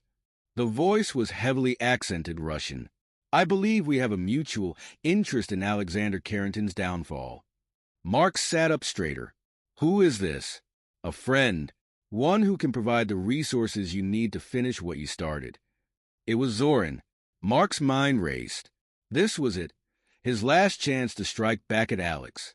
I'm listening, he said. Across the city, in his penthouse office, Alex was in the middle of a video conference when alarms began blaring from his computer. Red warning messages flashed across multiple screens. Sir, his head of IT's panicked voice came through the speakers. We're under attack. Massive data breaches. Our logistics software is compromised. Shipments are being rerouted. Alex's face hardened. He'd been expecting this, but the scale of the attack was beyond anything he'd anticipated. Initiate Protocol Omega, he ordered. Now! As Carrington Logistics descended into chaos, Alex remained eerily calm. He watched as shipments were delayed, contracts were breached, and the company's stock price plummeted. His phone rang incessantly, board members, partners, media outlets all demanding answers. In his secret command center, buried deep beneath the Carrington Tower, Alex monitored the situation. Liam Quinn stood beside him, relaying real-time intelligence. It's Mark, Liam confirmed. He's working with a team of elite hackers. But there's more. He's got backing from Zoran. Serious backing. Alex nodded, unsurprised. And our countermeasures? Liam grinned, a predatory smile that didn't reach his eyes. In place and ready. Just say the word. Alex's finger hovered over a button on the console before him. He thought of Claire, of Mark, of all those who had betrayed him, of Max, caught in the middle of this war. His jaw clenched. Execute, he said. Across the city, in his motel room, Mark was celebrating. His laptop showed the carnage unfolding at Carrington Logistics. Zoran was on speakerphone, his satisfaction evident even through the tinny sound. Excellent work, Mr. Stevens, Zoran purred. Carrington is finished. I'll have my people draw up the acquisition papers immediately. Mark grinned, pouring himself another drink. Here's to the fall of Alexander Carrington, he toasted. But as he raised a glass to his lips, his screen went black. Then, line by line, text began to appear. Did you really think it would be that easy, Mark? Mark's blood ran cold. He recognized that writing style. No, he whispered. No, no, no. His phone died. The lights flickered and went out. In the darkness, Mark heard heavy footsteps approaching his door. Zoran, in his lavish Moscow office, frowned as his connection with Mark was suddenly cut. He barked orders at his subordinates, demanding to know what was happening. But as reports began flooding in of frozen assets, of raids on his properties, of arrest warrants issued in multiple countries, he realized with growing horror that he'd underestimated Alexander Carrington for the last time. Back in New York, Alex watched impassively as FBI agents let a handcuffed Mark from the motel. On another screen, he saw Zoran being escorted from his office by Russian authorities. Liam whistled low. Remind me never to get on your bad side, boss. Alex didn't respond. He stared at the screens, at the empire he'd saved, at the enemies he'd destroyed. He should have felt triumphant. Instead, he felt empty. His phone buzzed. A text from Max. Dad, when are you coming home? Alex closed his eyes, suddenly weary. It's over, he said softly. Let's go home. Claire Carrington stood in the lobby of Carrington Tower, her designer outfit a stark contrast to her haggard appearance. She clutched her handbag like a lifeline as she approached the receptionist. "I need to see Alex, Mr. Carrington," she said, her voice hoarse. "Please, it's urgent." The receptionist's eyes widened in recognition, but she kept her composure. "One moment, please." In his office, Alex was reviewing the final reports on the Zoran takedown when his intercom buzzed. "Mr. Carrington, your ex-wife is here to see you." Alex's jaw clenched. He considered turning her away, but curiosity won out. "Send her up." When Claire entered, Alex was standing by the window, his back to her. She took a hesitant step forward. "Alex, Save it." He cut her off, turning to face her. His eyes were cold, devoid of any warmth or recognition. "What do you want, Claire?" She flinched at his tone, but pressed on. "I've made a terrible mistake. I see that now. I'll leave Mark. I'll do anything. Please, just give me another chance." Alex laughed, a harsh, bitter sound that made Claire step back. "Another chance? You tried to destroy me, Claire. You used our son as a pawn in your little game. And now what? You think you can bat your eyelashes and all will be forgiven." He moved to his desk, pressing a button. A holographic display sprang to life, showing social media feeds, news articles, financial reports. "You're done, Claire. Your name is mud in every circle that matters. No one will hire you, partner with you, or even be seen with you in public." Claire's face crumpled as the reality of her situation sank in. "What have you done?" she whispered. "I ruined you," Alex said simply. "Just like you tried to ruin me. The difference is I succeeded." Tears streamed down Claire's face as she sank into a chair. "What about Max? He needs his mother." Alex's expression hardened further. "You lost the right to call yourself his mother when you used him to try and hurt me. He's better off without you." As if on cue, Alex's phone buzzed. A text from Mark's lawyer. "Client willing to make deal. Full confession in exchange for reduced sentence." Alex showed the message to Claire, watching as the last bit of fight left her eyes. "It's over, Claire. Mark's going to prison, and he's taking what's left of your reputation with him." Claire stood on shaky legs, her world collapsing around her. As she reached the door, Alex spoke one last time. "Oh, and Claire, I bought out the Tribune. Andrea Wells won't be writing any more stories about me or you." The door closed behind her with a final, damning click. Alex turned back to the window, looking out over the city he now unquestionably ruled. He should have felt victorious. Instead, he felt hollow. His phone buzzed again. "Max! Dad, can we have pizza tonight?" A small smile tugged at Alex's lips. Perhaps not completely hollow after all. In a maximum security prison upstate, Mark Stevens sat in his cell, staring at the blank wall. His lawyer had just left, confirming that his plea deal had been accepted. He'd spend the next decade behind bars, but at least he'd avoided the life sentence Zoran was facing. As night fell over New York, 3 lives lay in ruins. Claire, once the toast of society, now a pariah, wandering the streets with nowhere to go. Mark, locked away, his ambitions turned to ash. And Zoran, his vast criminal empire dismantled, facing justice in a Russian court. And at the top of it all stood Alexander Carrington, the man who had orchestrated their downfall. He had won, utterly and completely. Viktor Zoran stood at the window of his Moscow penthouse, a glass of vodka in his hand, staring out at the city lights. His reflection in the glass showed a man consumed by fury and obsession. Alexander Carrington had humiliated him, dismantled his operations, and left him a shell of his former self. But Zoran was far from finished. His phone buzzed. A text from an unknown number. "It's done. The syndicate is ready." Zoran's lips curled into a cold smile. He'd spent months rebuilding his network, calling in favors from the darkest corners of the criminal underworld. Now, backed by an influential Eastern European crime syndicate, he was ready to strike back at Carrington with a vengeance. Across the ocean, Alex Carrington sat in his office, reviewing quarterly reports. The past few months had been quiet, too quiet. He couldn't shake the feeling that something was brewing. His intercom buzzed. "Mr. Carrington, we have a situation." Alex's eyes narrowed. "What kind of situation?" "Sir, we're under attack. Massive cyber attacks across all our systems. Our firewalls are failing." Alex's jaw clenched.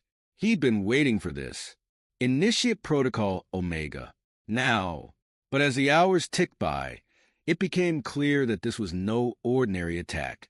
Zoran had learned from his past mistakes. This time, he wasn't just targeting Carrington Logistics. He was going after Alex's entire empire. Banks reported suspicious activities in Alex's accounts. Stock prices plummeted as sensitive information was leaked to the media. Investors panicked, pulling out in droves. Alex stood in his war room, surrounded by screens displaying the chaos unfolding across his businesses. Liam Quinn burst in. "Boss, it's worse than we thought. Zoran's got a team of corrupt lawyers filing international lawsuits against us. Environmental damage, labor violations, you name it. They're trying to bleed us dry." Alex's mind raced, calculating moves and countermoves. But before he could respond, another alert blared. "Sir," his head of security's voice crackled over the intercom. "We've detected an unauthorized entry at your private residence." "Max." The line went dead. For the first time in years, Alex felt a cold fear grip his heart. "Get me to the house. Now." The drive to his mansion was a blur. As they approached, Alex saw signs of a struggle. Broken glass, overturned furniture. He charged inside, calling for his son. "Dad!" Max's voice came from upstairs. Alex took the stairs 3 at a time, bursting into his son's room. Max was huddled in a corner, shaken but unharmed. Near the window lay a man in black, unconscious. "Are you okay?" Alex asked, pulling Max into a tight embrace. Max nodded, his voice muffled against his father's chest. "I remember what you taught me, about being prepared." Alex's throat tightened with a mixture of pride and guilt. He'd taught his son to be strong, to be a survivor. But at what cost? As security swarmed the house, Alex's phone rang. Unknown number, Mr. Carrington. Zoran's voice, smooth as silk. "I trust won't have your attention now." Alex's voice was cold fury. "You've made a grave mistake, Zoran." "Oh, I don't think so. This is just a beginning. I'm going to take everything from you, Carrington. Your money, your power, your legacy. And when you have nothing left, when you're broken and begging for mercy, then I'll end you." The line went dead. Alex looked at Max, still clinging to him, then at the chaos around them. For a moment, doubt crept in. Had he underestimated Zoran? Had his arrogance put everything and everyone he cared about at risk? But as quickly as it came, the doubt vanished, replaced by a cold, implacable resolve. Zoran wanted a war. He'd give him one. Alex turned to Liam, who stood waiting for orders. "Call the team. It's time we finish this, once and for all." The safe house was a nondescript brownstone in a quiet neighborhood, its basement converted into a high-tech command center. Alex sat at the head of a long table, surrounded by his most trusted advisors and operatives.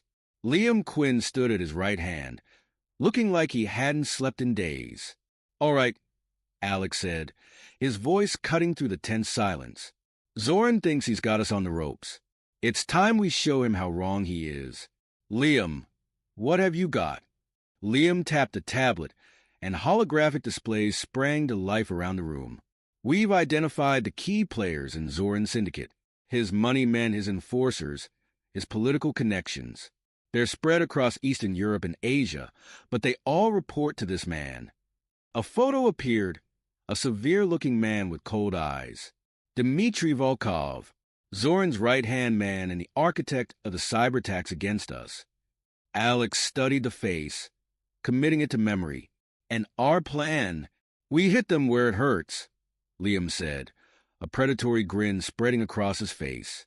We've got teams ready to move on their money laundering operations in Cyprus, their weapon caches in Ukraine, their drug routes through Turkey. When we're done, Zoran's entire network will be in chaos. Alex nodded, then turned to his head of legal affairs. And the lawsuits? The lawyer smiled thinly. We've got countersuits ready to file in every jurisdiction. More importantly, we've uncovered evidence of judicial bribery. When this gets out, half the judges on Zoran's payroll will be facing charges of their own. One by one, Alex's team laid out their strategies. Financial attacks to freeze Zoran's assets. Media campaigns to turn public opinion. Backdoor diplomacy to ensure international cooperation in taking down the syndicate. As the meeting wound down, Alex stood. You all know what's at stake here. Zoran thinks he can destroy everything we've built. We're going to show him the true meaning of destruction. Execute the plan. No mercy, no quarter. The team dispersed, each member heading out to set the gears of Alex's counterattack in motion. But as they filed out, Liam hung back. Boss, there's one more thing, he said, his voice low. I think I've found a way to lure Zoran out into the open, but it's risky. Alex raised an eyebrow. I'm listening. Liam outlined his plan. A false lead about a multi-billion-dollar deal in Dubai. Too tempting for Zoran to resist. But it would require Alex to put himself in the line of fire. It's dangerous, Liam finished. But if it works, we can end this once and for all. Alex was silent for a long moment, weighing the risks. Then he nodded. Do it, but make sure Max is secure. I won't let Zoran use him against me again. As Liam left to set the trap, Alex stood alone in the command center. He thought of Claire, of Mark, of all the enemies he'd vanquished to get here. Zoran was just the latest in a long line of those who'd underestimated him. He'd be the last. Thousands of miles away, in a luxurious Moscow apartment, Zoran received an encrypted message. His eyes widened as he read the details of Carrington's supposed deal in Dubai. Prepare the jet, he barked at his assistant. We're going to the Middle East. The pieces were in place. The final battle was about to begin. Days later, Alex stood in the opulent lobby of Dubai's most exclusive hotel, surrounded by the world's business elite. The trap was set. Now all he had to do was wait for Zoran to take the bait. He didn't have to wait long. A commotion at the entrance drew his attention. Victor Zoran strode in, flanked by bodyguards, his eyes scanning the room until they locked on Alex. For a moment, the two men stared at each other across the crowded lobby. Then Zoran smiled, a cold, predatory grin, and began making his way towards Alex. But before he could reach him, chaos erupted. Police swarmed in from every entrance, shouting orders in Arabic and English. Zoran's face contorted in rage as he realized he'd been set up. Carrington, he roared, lunging forward. But it was too late. Officers tackled him to the ground, snapping handcuffs around his wrists. Alex watched him passively as Zoran was led away, still shouting threats and obscenities. It was over. The man who had threatened everything he held dear was finished. As the dust settled, Alex's phone buzzed. A text from Liam. It's done. Volkov and the others are in custody. The syndicate is finished. Alex allowed himself a small smile. He'd won. Again. But as he looked around at the chaos he'd orchestrated, he felt no joy, no triumph. Just a hollow emptiness. His phone buzzed again. This time, it was Max, Dad. Are you okay? When are you coming home? Alex closed his eyes, suddenly weary. It was time to go home. Time to face the consequences of the world he'd created. Months passed. The world watched in awe as Victor Zoran's criminal empire crumbled, its tentacles severed one by one. Alexander Carrington emerged from the ashes stronger than ever, his company's stock soaring to unprecedented heights. Alex stood in his newly renovated office, looking out over the city he now unquestionably ruled. The skyline was dotted with buildings bearing the Carrington name, a testament to his expanding empire. A knock at the door interrupted his reverie. Come in, he called, not turning around. Max entered, now a young man of 16, the spitting image of his father. "The board is waiting, Dad. They're ready for your presentation on the Zoran acquisitions."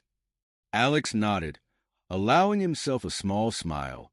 He'd taken control of Zoran's legitimate business assets, expanding his reach into markets he'd only dreamed of before. His strategic mind had thrived in the aftermath of his victory, turning near defeat into unparalleled success. As they walked to the boardroom, Alex studied his son.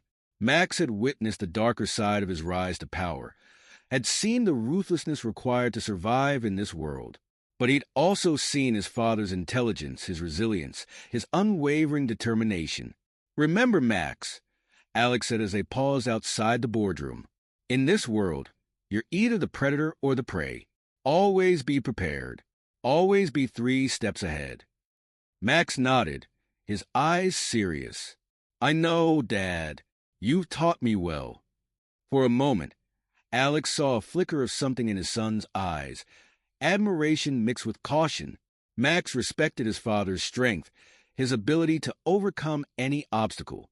But he was careful not to emulate the cold ruthlessness that had defined Alex's path to the top. As the board meeting progressed, Alex laid out his plans for further expansion.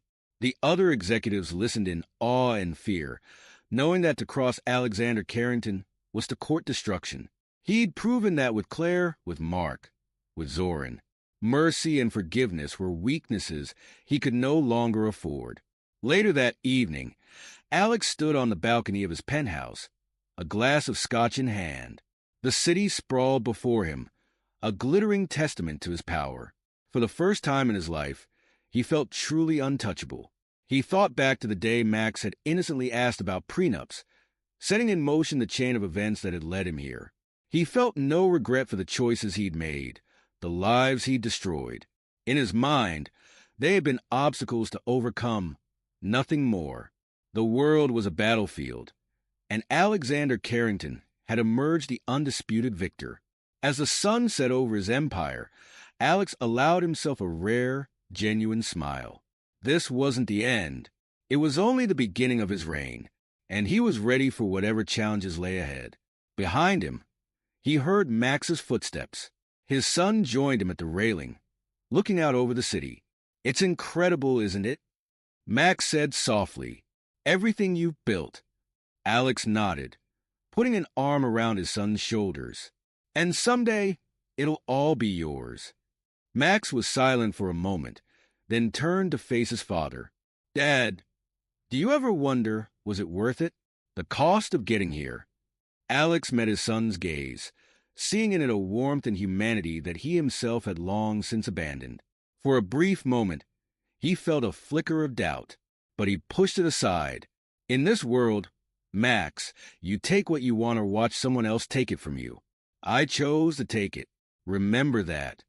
Max nodded slowly, turning back to the view. But Alex saw the conflict in his eyes, the struggle between admiration for his father's achievements and unease at the methods used to attain them. In that moment, Alex realized that while he had conquered the world, there was one thing he might never fully possess: his son's unquestioning allegiance to his worldview. Max would forge his own path, shaped by but not beholden to his father's legacy. And strangely, Alex found he was okay with that. Perhaps it was Max's role to be the one thing his empire had lacked: a moral compass, a reminder of the humanity he'd sacrificed on his climb to the top. As night fell over the city, father and son stood side by side, overlooking the empire they would shape together. The future stretched out before them, full of possibilities and challenges yet to come. Alexander Carrington had won his war. Now, with Max by his side, it was time to secure his legacy for generations to come. This is where our story comes to an end. Share your thoughts in the comment section. Thanks for your time.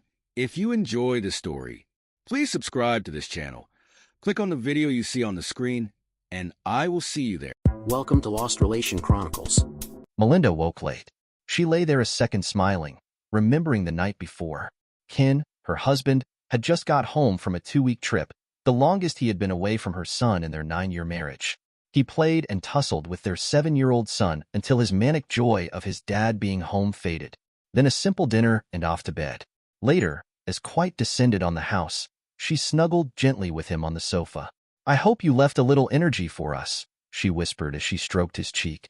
"2 weeks' worth, my love. I swear. If this trip hadn't worked out, I was ready to give up.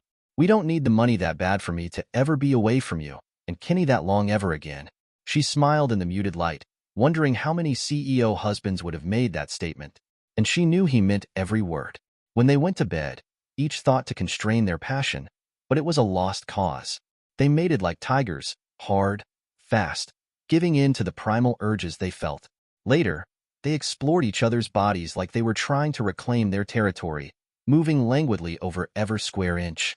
Waking again later, they made love with passion and joy. She didn't see how he made it into work that morning. "Just an update, honey. Then I intend to take 4 days off and spend every minute loving on you and Kenny." His kiss held a lot of promise. She rose, bathed, slipped into his favorite sundress. The housekeeper was to get Kenny off to school, to give her a chance to sleep in. She heard the soft bong repeat 3 times and stop, then repeat as she brushed her hair. It was a state-of-the-art system. That pattern meant an intruder was in the house.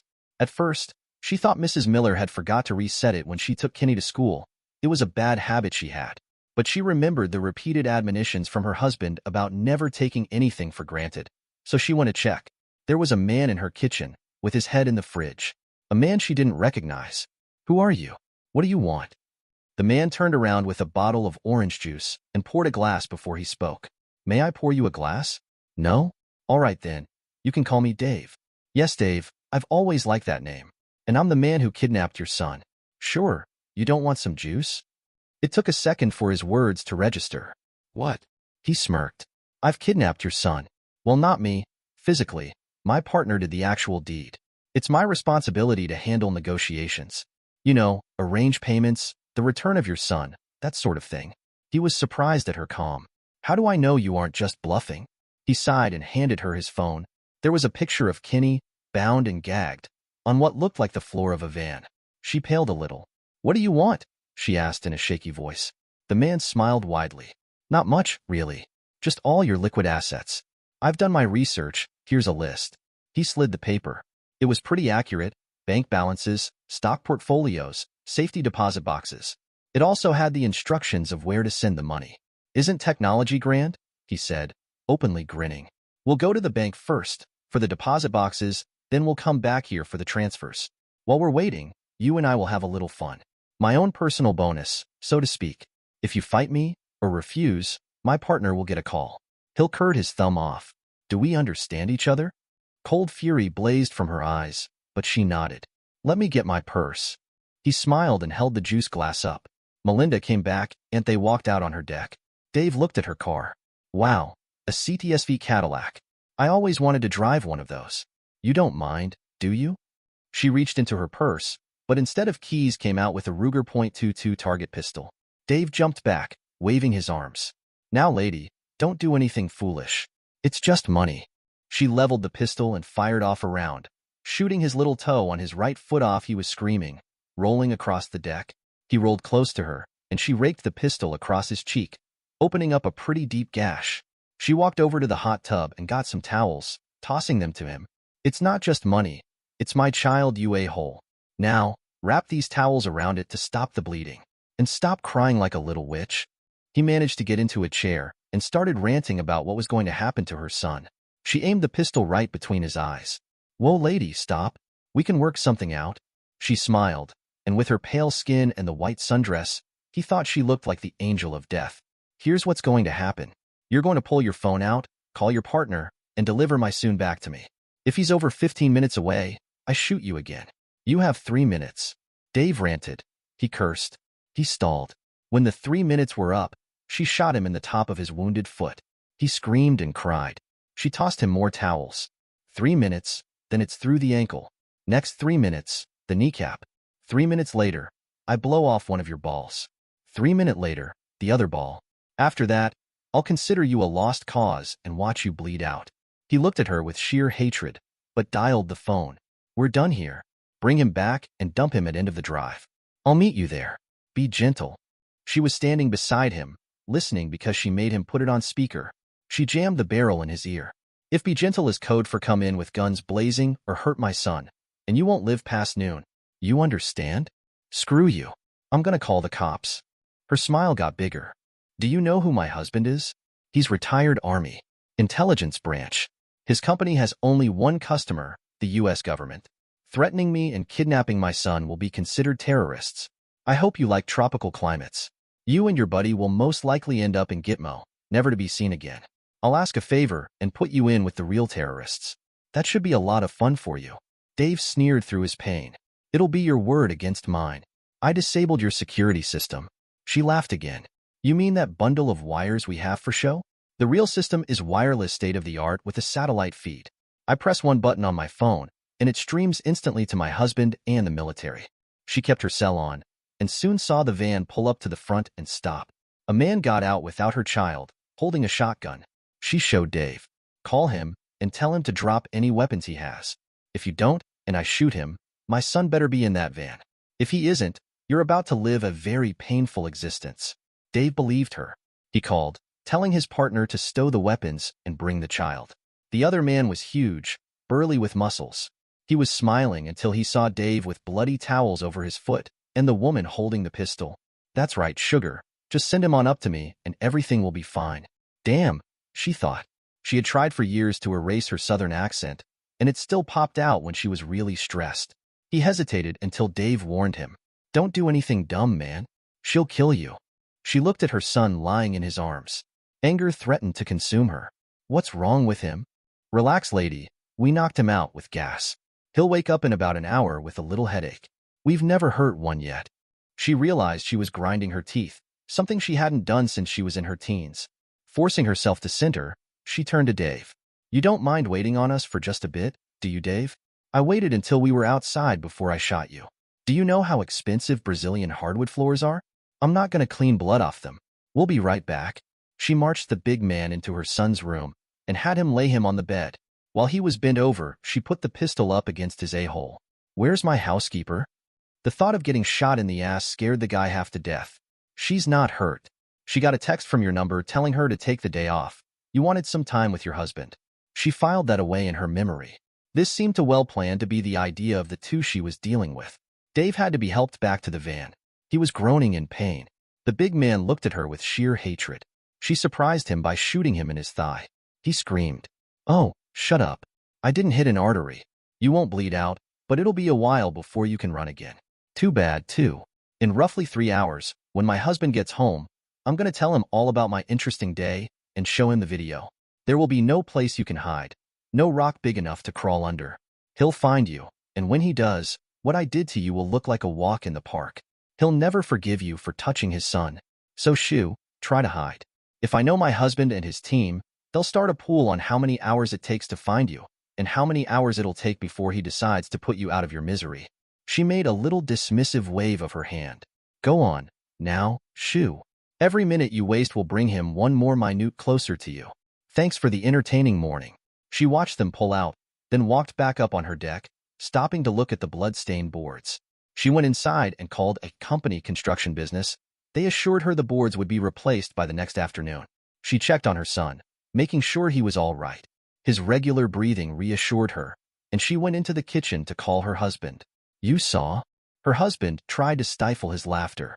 When their alarm went off, it automatically notified his computer and started streaming. He had watched the whole thing unfold. Well played. There was a team there in 20 minutes. I sure you saw the laser light on his chest once or twice. They had orders to stay out of it unless you gave the signal. You shouldn't have promised the time. The team is on them now. They went to a vet, obviously someone they knew. He refused them until the guns came out. She kept her tone neutral. I thought it would give you a little diversion, Major. She could hear the anger vibrating through the phone. They kidnapped my son and had every intention of raping my wife. Do you think I feel sporting? She had seen him in this state twice. She knew no argument in the world would stay him. No, honey, I didn't. Will you be home for dinner? 6 on the dot. I love you, honey. And I you. More than I can express. She went to check on her child. He was awake. What happened, Mom? I was waiting for Mrs. James to take me to school, and some guy came to the door. Then I wake up here. You got sick, honey. Must be that virus going around. The man was here to upgrade our cable, and he helped get you into bed. How do you feel? He rubbed his head, saying it hurt. She gave him some child-grade Tylenol and fussed over him all day. When his father got home, he hugged them both a little harder than normal. The man known as Dave sat in a pain-induced fog, listening to his wife rant. One little woman, and you let her get away with shooting you? You're a chicken, Dave. A real man would have shoved that pistol up her butt. Didn't want to do that, did you? You were thinking about shoving something else up there, weren't you? I know you play with them. It didn't matter as long as you bring the money home. She was throwing things into suitcases, packing away her computers. It was time to move. They usually came into town, hit 2 scores, and got out. This had been their first in the area, and it hadn't turned out well. This had been the first failure in the 9 times they had tried it. She had a goal. 4 million. That would have let her retire to some island, preferably one without an extradition treaty, and live well. She had no intention of sharing it with Dave or his friend. She gave them a few thousand here and there, just enough to keep them motivated. She was sure once she left, they would try it again and fail. Jail was most likely their future. They left the van. It was stolen anyway. She had no idea there was already a GPS and listening devices installed. It took a month for Dave and his buddy to heal enough to try another score, and they were still moving slow. When they tried to snatch the child, 5 men in tactical gear surrounded them. No identification was offered. 3 more grabbed the woman. Ken looked into the cell. It was in a basement. The woman sat up when the lights came on. She had been there 5 days and was allowed 2 hours of light when she was fed. The rest of the time was spent in total darkness. She was naked, and the temperature was set at a steady 58 degrees. She shivered for 2 days before she acclimated.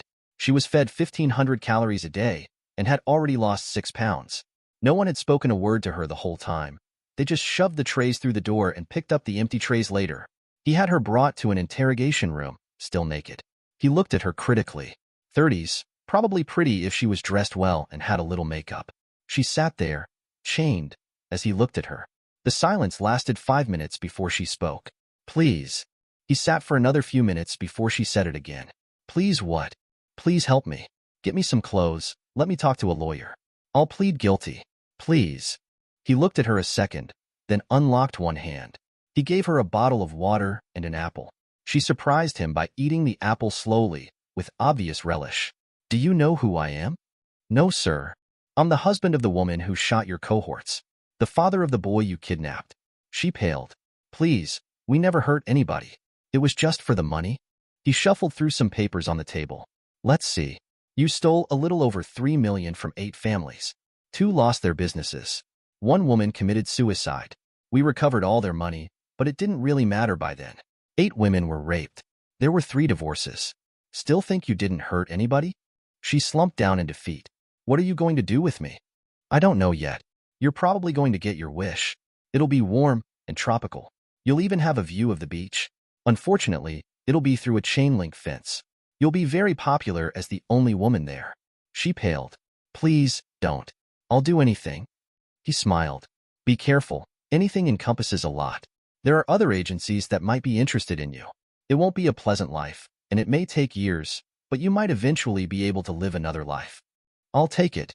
She sobbed. Please don't put me back in the dark. She looked up as she was led away. I'm sorry. He nodded, thinking. You will be, which, for years to come. Dave looked up, blinking in the sunshine. Where are we? The guard laughed. Beautiful Cuba. Enjoy your stay. He curled up in a ball on his bunk that night, worrying. Soon he was surrounded. Look, Faisal, a present. Shall we show her our favorite positions? He opened his mouth to scream when something was stuffed in his mouth. No teeth, a voice hissed. Ken snuggled into Melinda, enjoying the fire, watching it snow. Kenny almost couldn't sleep, thinking about sledding with his friends the next day. He was stroking her cheek gently. What did they say when they got the money back? Most of them were happy. A few were so destroyed that it didn't matter. They were all pleased that they were caught. Where are they now? He grinned. Glad she couldn't see his expression. The big one was dumb enough to fight. He had 8 wounds. Any one of them would have been fatal. I don't know which agency took the woman. Don't care. Dave went to Gitmo. I'm pretty sure both of them will be spending quite a bit of time on their knees in the near future. Good. She reached up and kissed him. Then she did something that was almost impossible to do. She surprised her husband. Honey, I went to the doctor today. It's a girl. Dear listeners, please share your thoughts in the comments section below and don't forget to like, share, and subscribe. Welcome to Lost Relation Chronicles. I'm 44 years old, male, and have been married for 10 years. My wife is 41, and we've been together for 13 years. We also have an 8-year-old son, and overall, we're quite happy with our lives. However, this isn't my first marriage. I got married at 22, but unfortunately, that marriage ended in divorce within 3 years for reasons that I'm still not fully aware of. My first wife, whom I'll call Kathy, yes, I know it is always a Kathy, just live with it. She was with me since middle school. We were basically childhood sweethearts. After graduating college and landing decent jobs, we decided to get married. Things were fine for the first couple of years, but then, for some reason, things started to feel off between us. I tried my best to keep the spark alive, but it seemed like she lost interest. No matter what I did, it felt like I was fighting a losing battle. A couple of weeks before our 3rd anniversary, Kathy handed me divorce papers and told me she was done. I wanted to work on our marriage. I just needed one reason why we had to give up after so long. But she couldn't give me any answers beyond saying she just wasn't in love with me anymore. I was devastated but felt powerless to change her mind. Ultimately, I decided to go through with the divorce because I didn't want to be with her anymore, and dragging the process would only cause me more harm. It was one of the toughest decisions I've ever had to make. But I knew I had to accept her choice, even if it left me heartbroken. After the divorce, things went relatively smoothly since we didn't have many joint assets, making the process straightforward. However, once it was finalized, I didn't see Amy again. I heard from a couple of friends that she moved to a different city and cut off contact with everyone, which was understandable given the circumstances. What struck me as really strange, though, was how my family reacted. Instead of being supportive during such a difficult time, they began distancing themselves from me around the same time as the divorce. It was confusing and hurtful. I thought they would be there for me. I tried to keep in touch, but I soon realized I had been blocked on social media and other platforms. In a couple of attempts to reach out, I even went to visit them, but neither my parents nor my sister would answer the door. It was a lonely and isolating experience, especially since I was already struggling with my emotions post-divorce. For a couple of years, I found it hard to motivate myself and ended up quitting my job, spending several months unemployed and lost. Despite the pain, I was incredibly lucky to have friends who stood by me. They encouraged me to focus on self-improvement and motivated me to move on. Their support helped me navigate through that dark period and begin to rebuild my life. After the divorce, my family was never really there for me, so my friends stepped up and took care of me during that tough time. Their support was invaluable, and it inspired me to pursue a long-held dream of mine, opening my own restaurant. Throughout my marriage to Kathy, I had always pushed this dream aside to save money and think about our future together. But now that I was on my own, I felt it was time to make it happen. With the help of my friends, I reached out to a couple of investors who were willing to back my vision. I used the name that my parents had suggested for the restaurant, creating a personal connection to my family while also forging my own path. It took a lot of hard work and perseverance, but within a few years, I was able to open my first restaurant. It took nearly 4 years after the divorce for me to truly get back on my feet, and 2 years after that, I met my wife. We connected through mutual friends at a party, and she mentioned how much she loved my restaurant. That sparked our conversation, and we hit it off. After 3 years of dating, I decided to give love another chance and asked her to marry me. Now, 10 years later, we have a wonderful life together, along with our 8-year-old son. Looking back, I can see how far I've come since those difficult days, and I feel grateful for the support and love I've found along the way. It's not just my personal life that has improved over the past couple of years. My professional life has also taken a significant turn for the better. It all began with my restaurant, which became successful enough that we slowly started to expand. Thanks to that initial success, I'm now the CEO of my own hospitality group, and we own a semi-popular chain of restaurants and hotels. We're currently planning to expand beyond the state, aiming for greater recognition and success. It's been an uphill battle, but I've worked incredibly hard to get where I am. So, when I was invited to sit for an interview recently, I felt it was a sign that I had truly made it. I agreed to the interview, thinking it would just be a good opportunity to share my journey and maybe inspire others. However, I had no idea that this would lead to such a storm in my life. After the interview aired on a moderately popular news channel, my family decided to reach out to me. I was surprised because, after all this time, I didn't expect them to come back into my life, especially not after they had distanced themselves so completely following my divorce. To my shock, just 3 days ago, they showed up at my office unannounced. When the receptionist informed me that my family was waiting outside, I initially thought it was my wife and son. It would have been odd since my wife was at work and my son was at school, but I was ready to embrace them. Then the receptionist clarified that it was my parents and sister who were there. Seeing them after so long was an overwhelming experience. I had so many mixed emotions: surprise, confusion, and even a hint of anger at their sudden reappearance after years of silence. I wasn't sure how to handle the situation, especially since they had chosen to come to my workplace, where I was in the middle of a busy day. It felt inappropriate for them to demand my time when I was focused on my business. I had built a new life for myself, and their unexpected visit stirred up a lot of old feelings and questions. What could they possibly want after all this time? It was then that I started finding it difficult to process what was going on. I told the receptionist to inform my family that I would see them later, but for now, they needed to leave. Of course, they didn't take that well and began throwing a tantrum. I didn't want security to throw them out before I had a chance to speak with them, so I reluctantly went to meet them in the lobby. As soon as they saw me, it was as if nothing had changed since the last time we were together, nearly 20 years ago.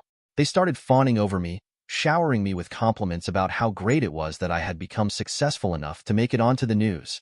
They described my story as inspiring, which felt surreal. After all this time, they were suddenly acting like they had always been supportive, even though they had distanced themselves when I needed them most.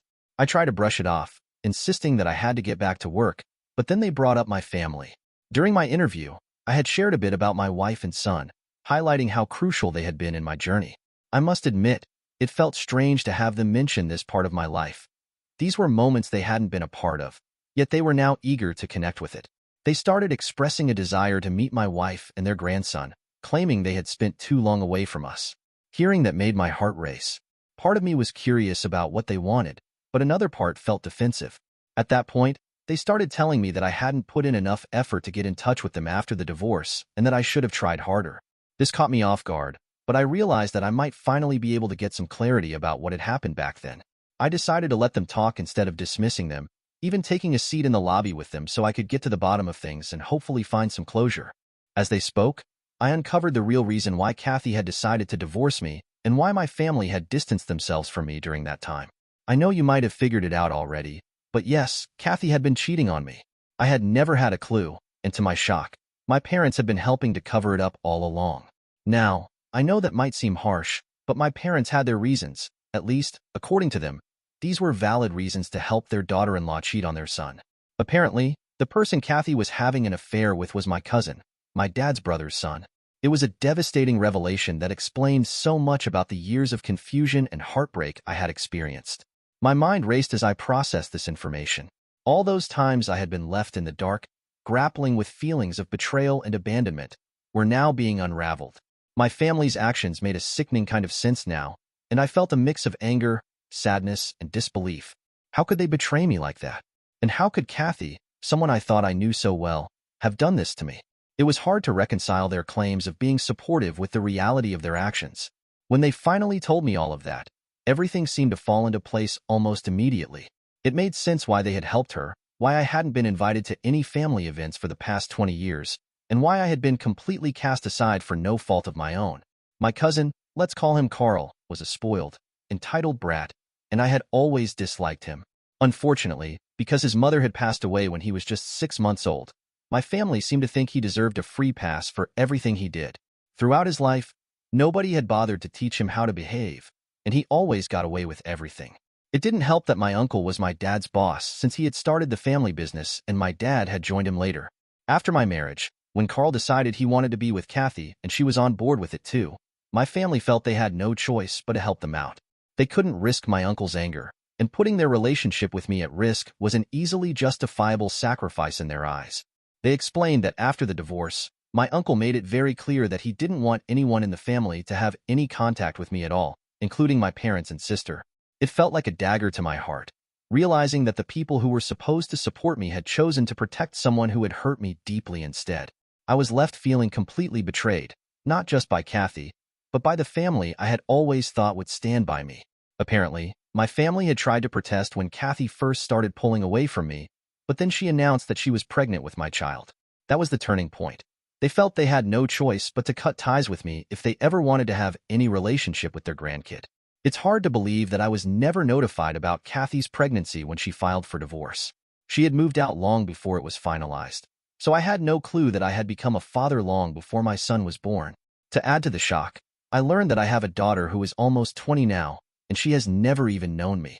She thinks Carl is her real father. The enormity of this revelation was overwhelming. It felt surreal, like I was being told a story rather than receiving the reality of my life. I had spent years trying to understand the pain of my past, only to find out that my family had essentially cut me off in favor of having a relationship with their grandchild and, in their minds, maintaining job security. I felt a mix of anger and betrayal. They had made a cowardly choice, prioritizing their own comfort over standing by me during a tumultuous time in my life. All those years of silence, isolation, and questioning my worth, only to learn that it was all because they wanted to protect their own interests. They could have easily approached me with the truth and allowed me to deal with the situation, but instead, they chose to let fear of my dad's brother dictate their actions, as if he could do any real harm beyond firing my father from the business. Even in that case, my dad could have retaliated with a lawsuit. As for not telling me about Kathy's pregnancy and the fact that I have a daughter, I can't fathom any justification for that.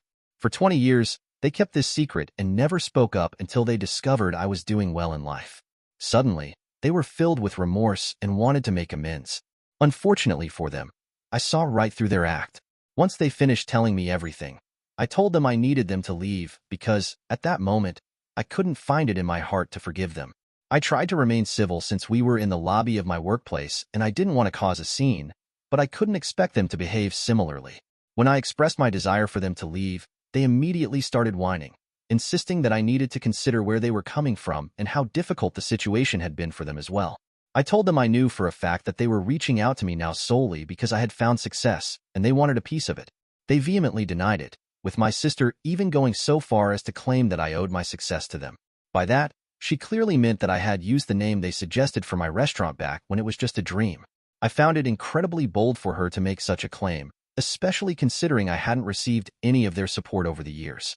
I had built everything on my own, with help from my friends, not them. Merely suggesting a name didn't give them the right to take credit for my achievements, and it was such a ridiculous notion that I ended up laughing at her. I told her that if she and my parents didn't leave immediately, I would have them forcibly removed from the building. They immediately started arguing, insisting they weren't going anywhere until we cleared the air. But honestly, I wasn't interested in that.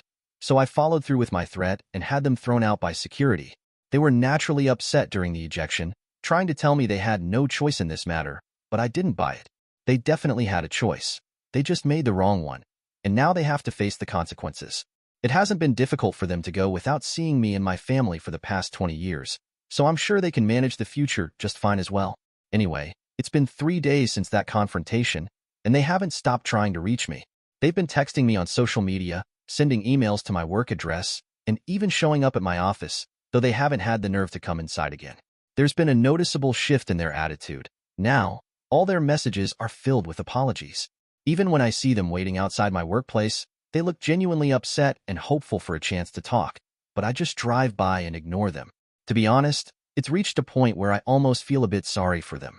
I've discussed this with my wife because, regardless of what I decide to do about my family, we still need to think about my daughter, whom I didn't even know existed until a few days ago. We've been going back and forth on whether we should try to trace my daughter and reach out to her. On top of that, my family hasn't given up. I doubt they'll go anywhere until they get another chance to speak with me. My wife thinks it might be worth it to invite them over and try to clear the air. She believes that addressing the toxicity could be beneficial for my emotional health. However, I have no interest in doing anything like that. I just want to continue ignoring them until they go away on their own. I simply don't have the capacity to deal with them right now, especially with everything I've recently learned. So, we're struggling to figure out how to handle this situation. I want to ask if it's unreasonable for me not to want to give my parents a chance to speak to me after 20 years of no contact. It's been a week and 3 days since I posted, and my wife and I have decided to continue ignoring my family. Thankfully, they haven't shown up at my workplace for the past couple of days. Maybe they've finally gotten tired of it or felt intimidated by security, but whatever the reason, I'm relieved. Once they stopped showing up, it became much easier for me to stop thinking about them. I guess it was just their presence that was making me feel guilty about my choices. However, I no longer feel guilty about ignoring their messages. They can keep apologizing all they want, but it won't change anything. The truth is, they've failed me as a family, and no amount of apologies can make that right again. They continue to send messages from various accounts and email addresses, but I'm not even bothering to block them anymore. What's the point? They'll just create new ones to try to reach out to me, and I'll keep ignoring it all. Let's see how long they can keep this up and how sincere their apologies really are. Now, on to the other issue my wife and I are dealing with, our daughter. We have her full name and know where she goes to college since my parents mentioned it during our conversation. My assistant even managed to find her social media accounts for me, but so far, I haven't taken any action. I'm unsure whether it's appropriate to reach out or how to tell her that I'm her biological father. The whole situation feels overwhelming, and I want to approach it the right way. Since she's not a minor, I can't just show up at Kathy's house demanding custody or anything like that.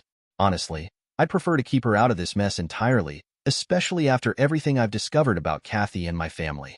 I've lost all respect for them. They're just a bunch of spineless cowards. However, I can't say the same about my daughter. No matter who raised her, she's still my flesh and blood. So finally, my wife and I decided to go for it. There was no point in waiting for the perfect moment to reach out to my daughter. We just needed to rip off the Band-Aid. Since she lives in a different state, we figured it wouldn't be right to fly out to her. So we decided to send her a message first and see how she responds. We reached out to her on Instagram and explained everything as gently as we could. Now, we're just waiting for her reply. I'm sure it's going to be really complicated to come to terms with everything. It's complicated for me as well, and I can't even grasp how my wife has managed to be so supportive while I reach out to the daughter I never knew I had with my ex-wife. I'm certain there are a lot of mixed emotions for all of us, but we're doing our best. I genuinely hope my daughter responds because I would love to build a relationship with her. As for my parents, they haven't shown up at my workplace in a while. Yesterday, they sent me a lengthy email expressing their remorse about everything and their genuine desire to repair our relationship. They asked for one chance and mentioned they wouldn't reach out again. Instead, they'd wait for me to contact them. Honestly, I'm relieved they've taken the hint and realized that I'm not ready to speak with them right now. I have enough on my plate already, and the last thing I need is for them to stir up more drama. I'm just hoping they stick to what they said and don't reach out to me again. If I feel ready or want to speak with them at any point, I'll do so myself.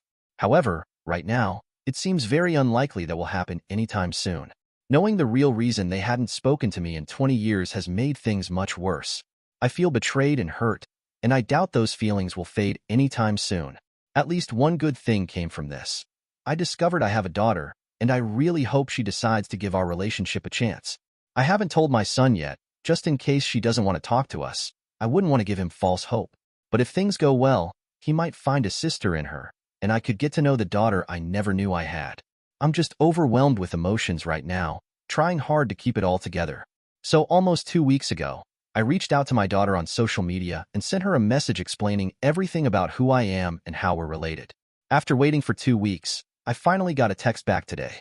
She didn't say much, just that she spoke to her mother about me after my message and found out that I'm her biological father.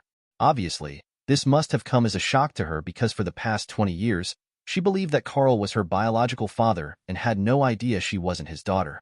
She also learned the real story about how her mother and I ended up in this situation, and she told me that she would like to meet me and my family. So, we're all flying out to see her this weekend since she isn't speaking to her family right now and doesn't have the funds to come see us. She didn't go into detail, but when she confronted Kathy about my message, Kathy initially tried to deny it. Eventually, she was forced to tell her the truth. I haven't heard from Kathy yet, and I really hope she doesn't contact me because I don't want to speak to her. Unfortunately, my family broke their promise immediately and started trying to talk to me as soon as they learned I had reached out to my daughter. Apparently, my uncle was furious that I found out about the situation. Naturally, he has reason to be upset since they spent 20 years trying to ensure I never discovered the truth, fearing I would cause trouble in their lives. Now that I finally know, my uncle is holding my parents accountable for everything. To complicate matters, my dad no longer works for my uncle, as he is now independent, yet he seems terrified of his older brother. He has been begging me to tell my uncle or Carl, or anyone else, that they had nothing to do with this and that I discovered the truth on my own. Somehow, even if I did tell my family that I found out on my own, I think it's highly unlikely anyone would believe it. They're the only ones who would do something like this, and since I haven't been close to most of my family and they haven't bothered to speak to me in the past 20 years, it's funny how desperate they're acting right now just to maintain their relationship with my uncle. But honestly, I don't really care. It was because of them that I didn't have a relationship with my daughter for 20 years, so I think this is really the least they can do. My family and I finally met my daughter. It was weird at first, then really emotional, but mostly it was just beautiful. She seems to be a genuinely kind and good person, which is surprising considering she was raised by two of the cruelest and most horrible people I know. But I guess they did a decent job raising her, or maybe it's just her own innate nature. Regardless, she seems to be really intelligent and mature. We had a long chat about how things were going with Kathy and her father. She told me that, naturally, they weren't on board with her meeting us, but she didn't care. After finding out the truth, she realized she simply didn't care what her parents thought. They haven't had any other children after her, so she doesn't think she'll abandon them forever, but she's definitely planning to distance herself from them for a while to process everything. She mentioned that she needs some time to start building a relationship with me as well, and I completely understand where she's coming from. Overall, we had a really nice time together, and she seemed to get along well with my wife and her half-brother. We had dinner, during which she revealed that my parents, her grandparents, had been in touch with her all along. She always found it strange how emotional they were about her, considering they weren't her actual grandparents. Now it all makes sense why they were so attached to her. However, after everything she's discovered, she sees all of them in a different light, and so do I. I can completely understand how she feels. Well, maybe not entirely since I'm much older, and she's just 20, but I can imagine it's a lot harder for her. She's been lied to her entire life by the people she thought were the closest to her, and that must be incredibly difficult to reconcile. Both of us are going to have to work on this, and I'm hopeful that the future will be better. I know it has to be because we're committed to making it the best it can be. What truly brings me joy is that the meeting went well, and my family seems to be content with everything that has happened, as do I. I feel quite at peace with the situation, regardless of what my family or Kathy and Carl have done. What matters most is that after so many years, we finally have a chance to make things right, and I'm determined to make the most of that opportunity. As I left work that evening, a strange sense of peace washed over me. I had just met my daughter, and we had begun to bridge the chasm created by years of lies. But that calm was shattered when I spotted my uncle and Carl waiting for me in the parking lot, their faces twisted in anger. "What do you think you're doing, playing family with her?" My uncle spat, venom dripping from his words. "You're nothing to her, just a biological accident." Carl stepped forward, fists clenched and ready to fight. "You don't get to waltz back into her life after all these years. Stay away from her, or you'll regret it." I could feel the rage bubbling up inside me. "You think you can intimidate me? You've already destroyed enough lives. I'm not afraid of you." In a heartbeat, the confrontation escalated. I lunged at Carl, throwing a punch that connected hard with his jaw, sending him staggering back. My uncle charged me, but I sidestepped and delivered a swift kick that sent him crashing into a parked car. What followed was a brutal exchange. I fought like a man possessed, driven by years of pent-up frustration. Each punch I landed was a release, a cathartic explosion of anger and hurt. I could see the shock on their faces as I unleashed everything I had. In mere moments, they were on the ground, gasping for breath.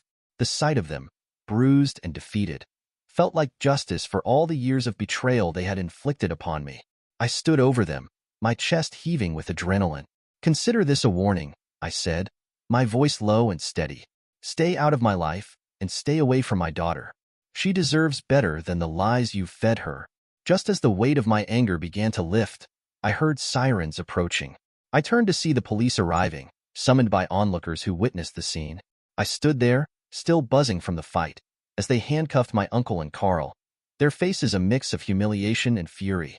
They were charged with trespassing and criminal intimidation, their threats now a joke. I took a deep breath and pulled out my phone to call my parents. I knew I needed to make my boundaries clear. "Stay away from me and my family. You've done enough damage. I'm cutting ties with all of you. This is the last time I'll ask." I hung up feeling a strange mix of relief and finality. I wouldn't let them hurt me any longer. Meanwhile, my daughter was making her own choices. After hearing the full story of the deception and manipulation from her adoptive family, she decided to cut ties with them, too. "I don't need them in my life anymore," she told me, her voice steady and resolute. "They lied to me for so long. I want to start fresh with you and your family." In that moment, I felt a weight lift from my shoulders. I had fought for something real and meaningful, and now we had a chance to build a future together, free from the shadows of betrayal. Together, we would forge a new path, and this time, we wouldn't look back. Dear listeners, please share your thoughts in the comments section below, and don't forget to like, share, and subscribe.